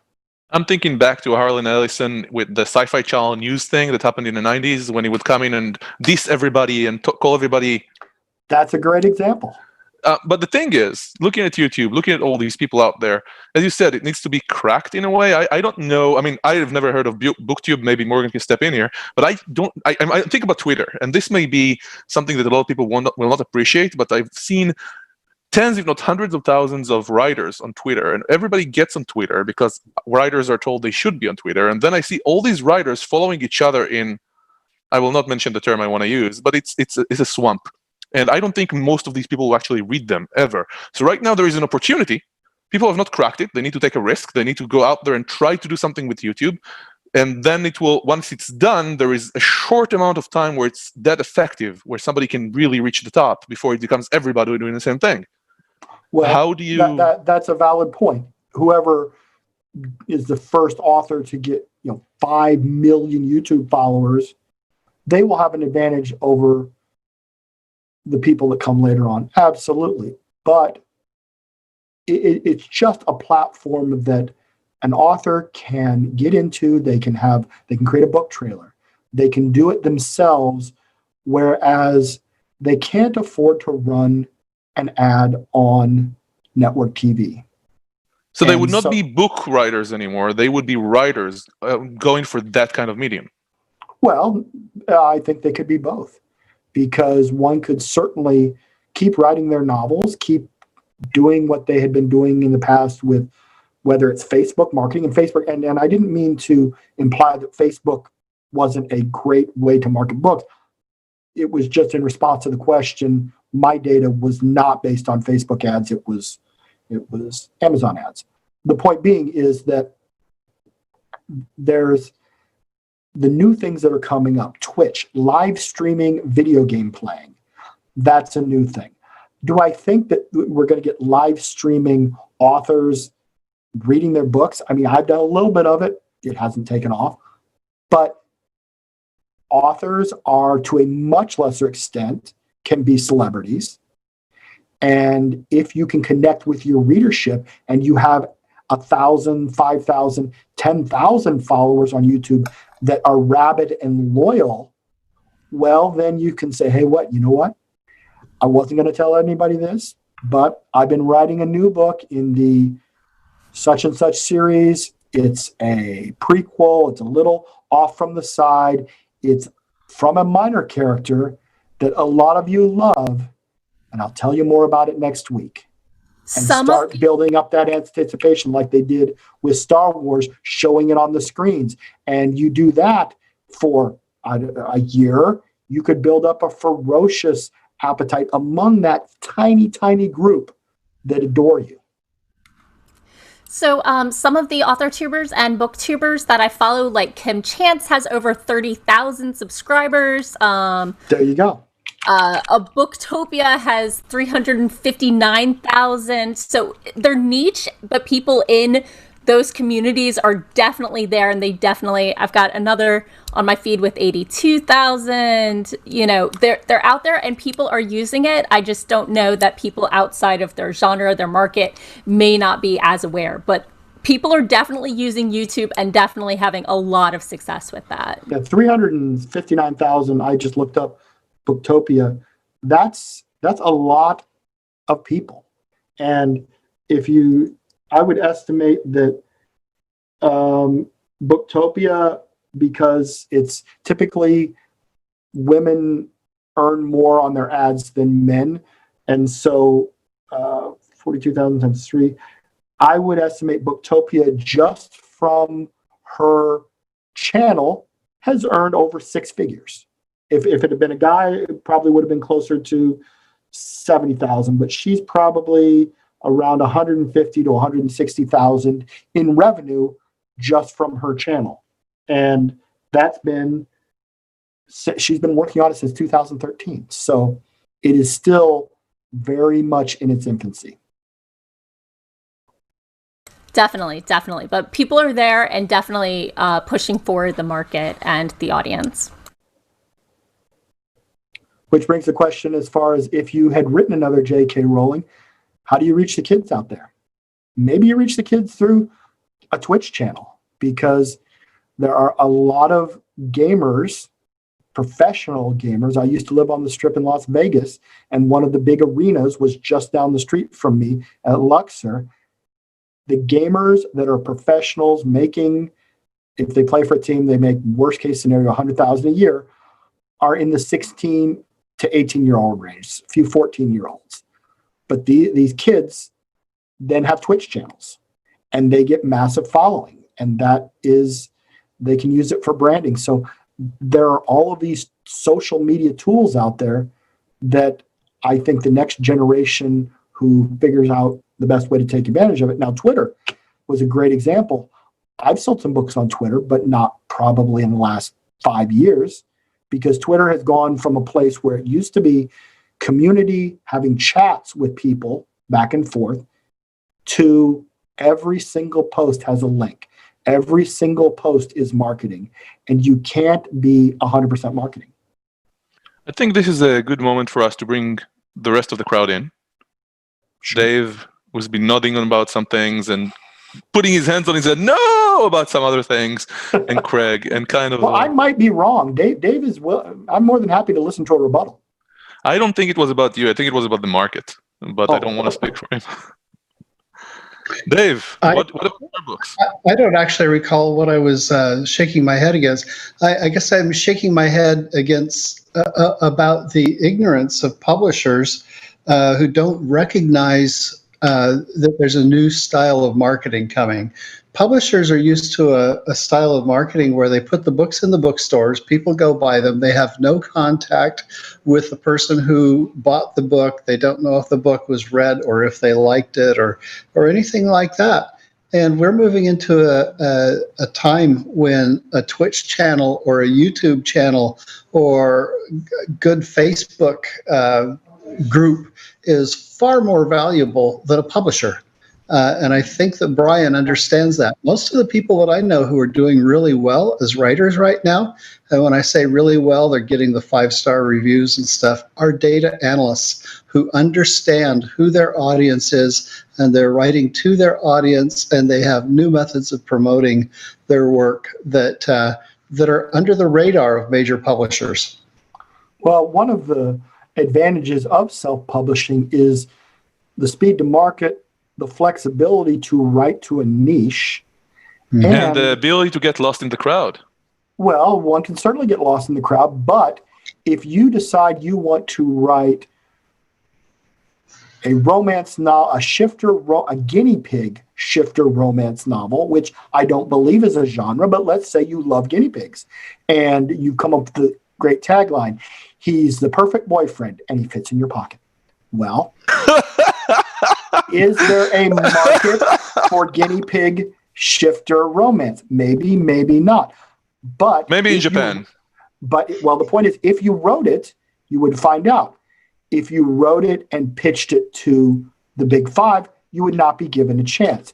One of my friends, one of the romance writers who makes $1 million a year, she decided there was a genre that didn't exist and she wanted to write in it. And though she produces a romance novel every single month, she did this other thing in her own genre, and it doesn't make near the money that her romance books do. But you know what? It makes more money than most authors because she now at this point is very good with the marketing and her fan base is willing to try this crazy thing that she came up with. But if she was going traditionally, they wouldn't let her waste her time on a project that gave her a lot of joy. And so she doesn't need the money from that, but she did it. And that's the beauty of this. And somebody mentioned right to market. Chris Fox is an author friend of mine who has a very successful book about right to market. And it doesn't mean formulaic or selling out. It means you're passionate about a genre. You then go learn more about the genre so that you can do a better job of writing a book that the readers want to read. That's what I believe right to market is about.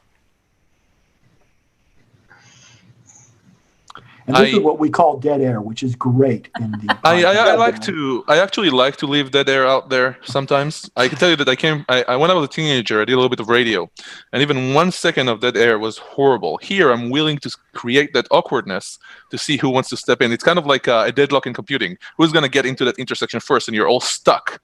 There you go. One of the things, and now everybody starts together. Go ahead, Craig. One of the things is in publishing today, unless you're Stephen King, publishing companies are not really spending time and money marketing authors and books. If you're not one of their top selling authors, you just are out there. So whether you're self-publishing or traditionally published, you have to do the marketing of yourself and your books. And Slinky can always come in to help you. You can create a YouTube channel of telling stories while Slinky walks around you. For those listeners, Jezebel. Oh, that's Jezebel. I'm so sorry. For those listeners that don't know, before the show, we learned our panelists' cats' names. And so, honestly, Craig, if Jezebel had a Facebook group, I would follow Jezebel. I'm just saying, if you want to market your cat, adorable, I would follow. But you made a point about the dollars that the traditional publishers are willing to spend. And it's not just that they won't spend it on you. If they do spend it on you, they're not spending their money, because your contract typically is you're getting paid on net. So if they do put your face on a bus at a cost of, I don't know how much a face on a bus costs, but let's say it's $10,000, they're going to recoup back that $10,000 before you see a penny. So when you imagine, if you're an author or an aspiring author who thinks, oh, well, if I get lucky and they spend all this money on me, well, they're spending your money, because 10 minutes. So I've got a question on this. Is it detrimental to authors who are doing their own marketing not to have a cat? Yes. Yeah. Or there's no way. Or a guinea pig. A cat or a guinea pig. You know what's really nice is the hedgehog. The hedgehog is adorable. If you don't follow Rick the Hedgehog on Facebook, you are missing out on some of the cutest videos. I think I'm going to experiment with my own writing and get an ant farm, maybe. See if that works. There you go. I well with ravens. I keep getting told that the iguana market is highly underserved. that could be. More iguanas. People love pets. And though we're all sort of joking, Grumpy Cat made $1 million a year as an icon. And so it is absolutely something. People, the authors that know me, I mean, I've known David for a little while. The authors that know me know that part of my brand is guinea pigs. I don't own a guinea pig. I just think they're adorable. And back on Twitter, in the early days, I was on Twitter the week it came out of beta. A guinea pig followed me. And I looked at the guinea pig's name, and it was this long-haired brown guinea pig. His name was Billy, but his Twitter handle was Biggius Piggius. And Billy the guinea pig, of course, I'm going to follow back a Twitter handle called Biggius Piggius. And I did, and we started chatting. Well, because of those interactions, within a month, I was following and was followed by 50 guinea pigs. And these are folks that adore their guinea pigs, and they tweet as the guinea pig, talking about vegetables, for instance. That's kind of what, and napping, and getting their cage cleaned. And Billy had a blog where he wrote about his humans travel business. They book people from Australia to Africa for safaris. And so I got to know Billy. They were the first person, other than my parents, to buy a copy of Henry Wood. I shipped it to Australia. They took pictures of the guinea pigs with the book. I put that on my blog. And I've used that in my course. I have guinea pigs, and it's something that I like. It makes part of the marketing of Brian Meeks with my nonfiction.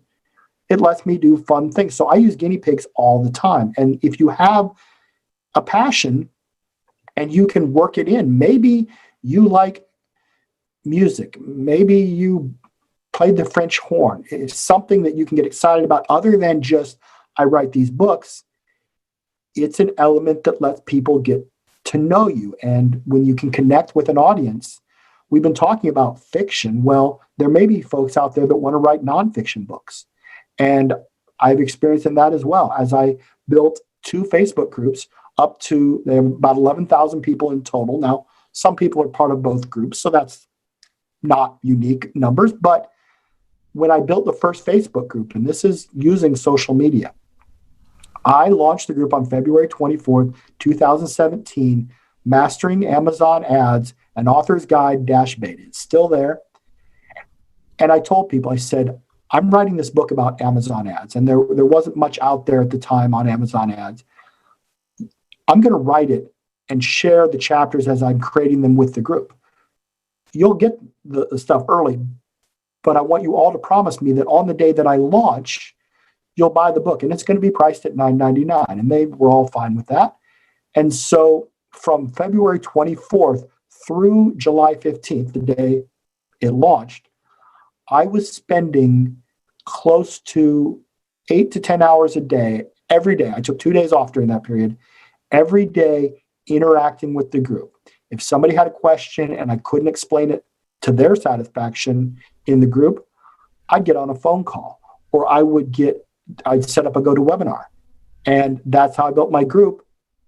And that's, again, using social media for that other channel, the nonfiction. And so I just want to say I've really enjoyed talking with you all today. This has been fun.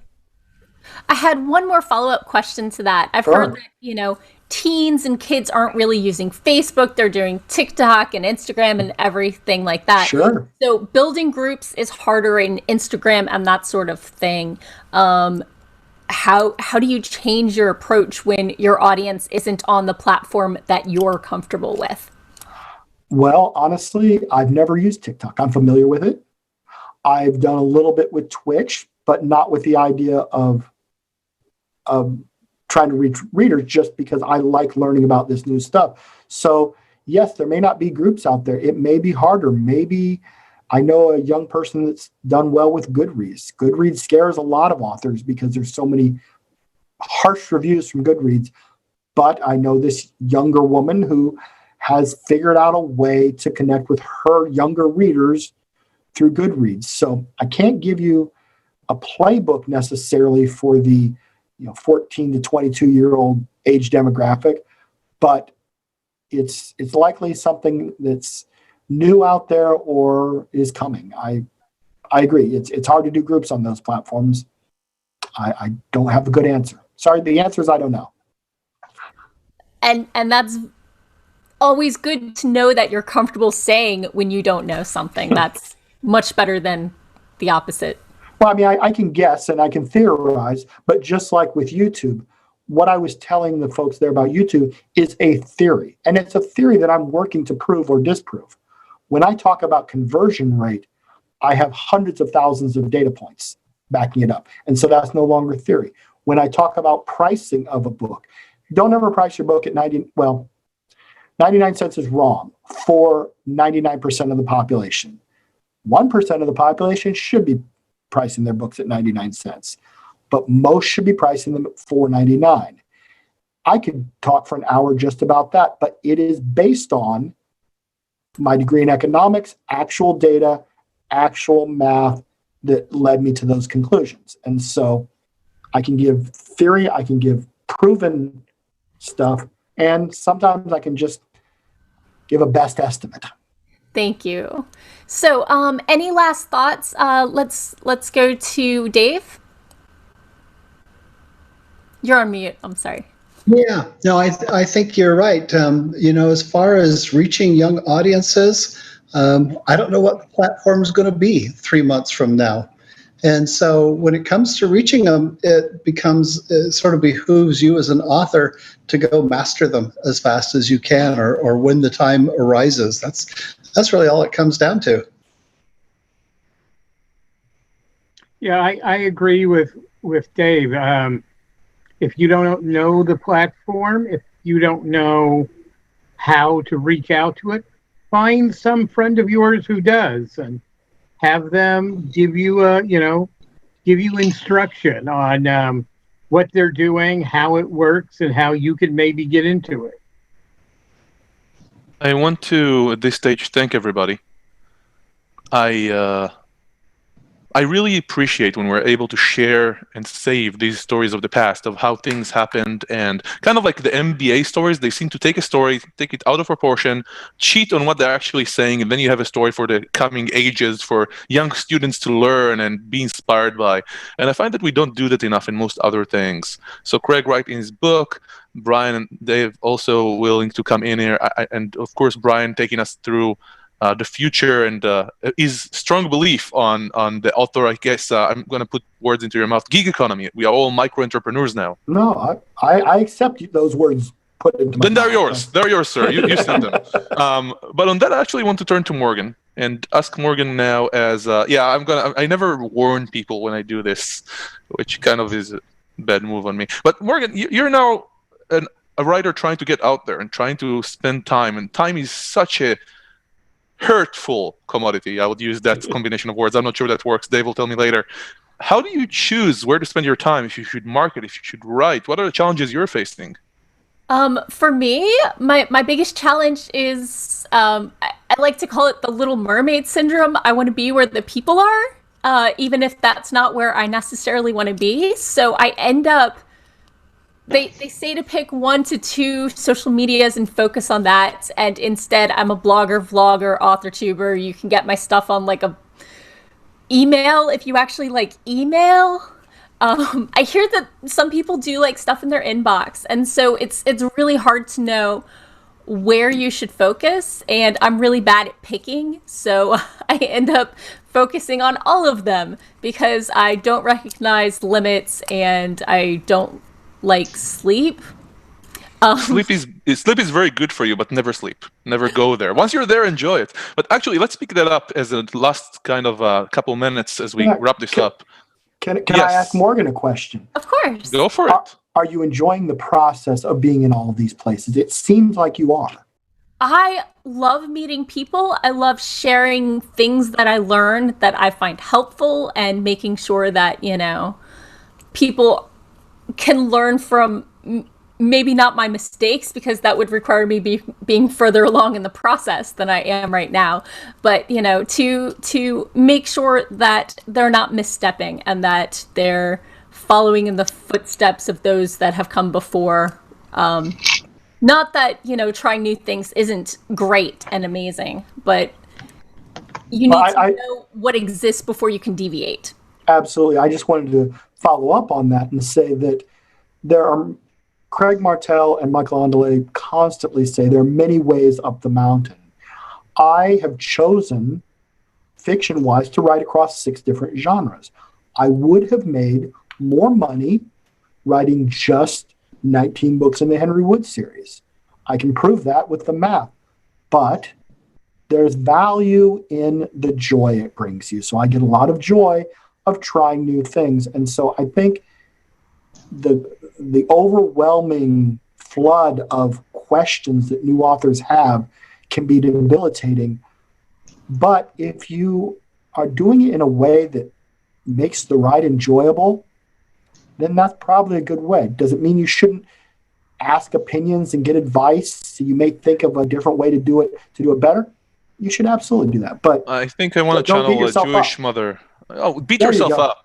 Beat yourself up. No, I want to channel a Jewish, a Russian, or whatever the current thing is today to say, and say, how dare you not be a doctor or a lawyer or whatever it is? Enjoy yourself. What is that? Dave, I want you, if you don't mind, to push back on the email thing.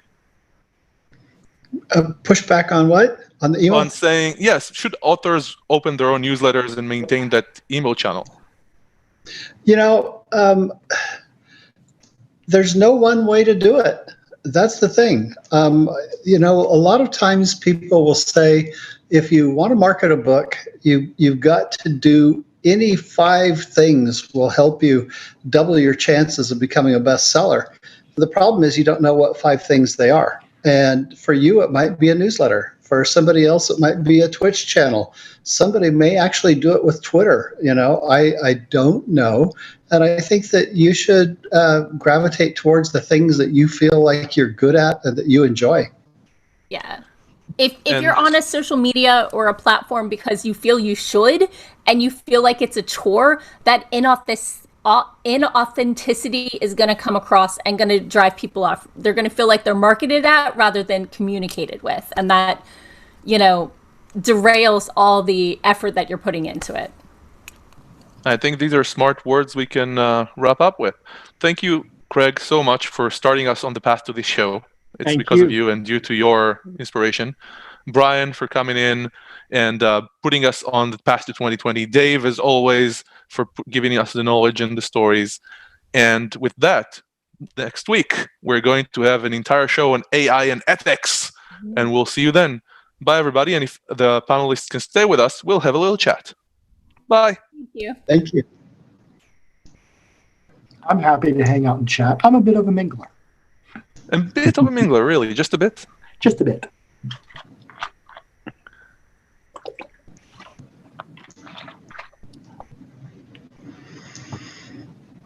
How many people are on that?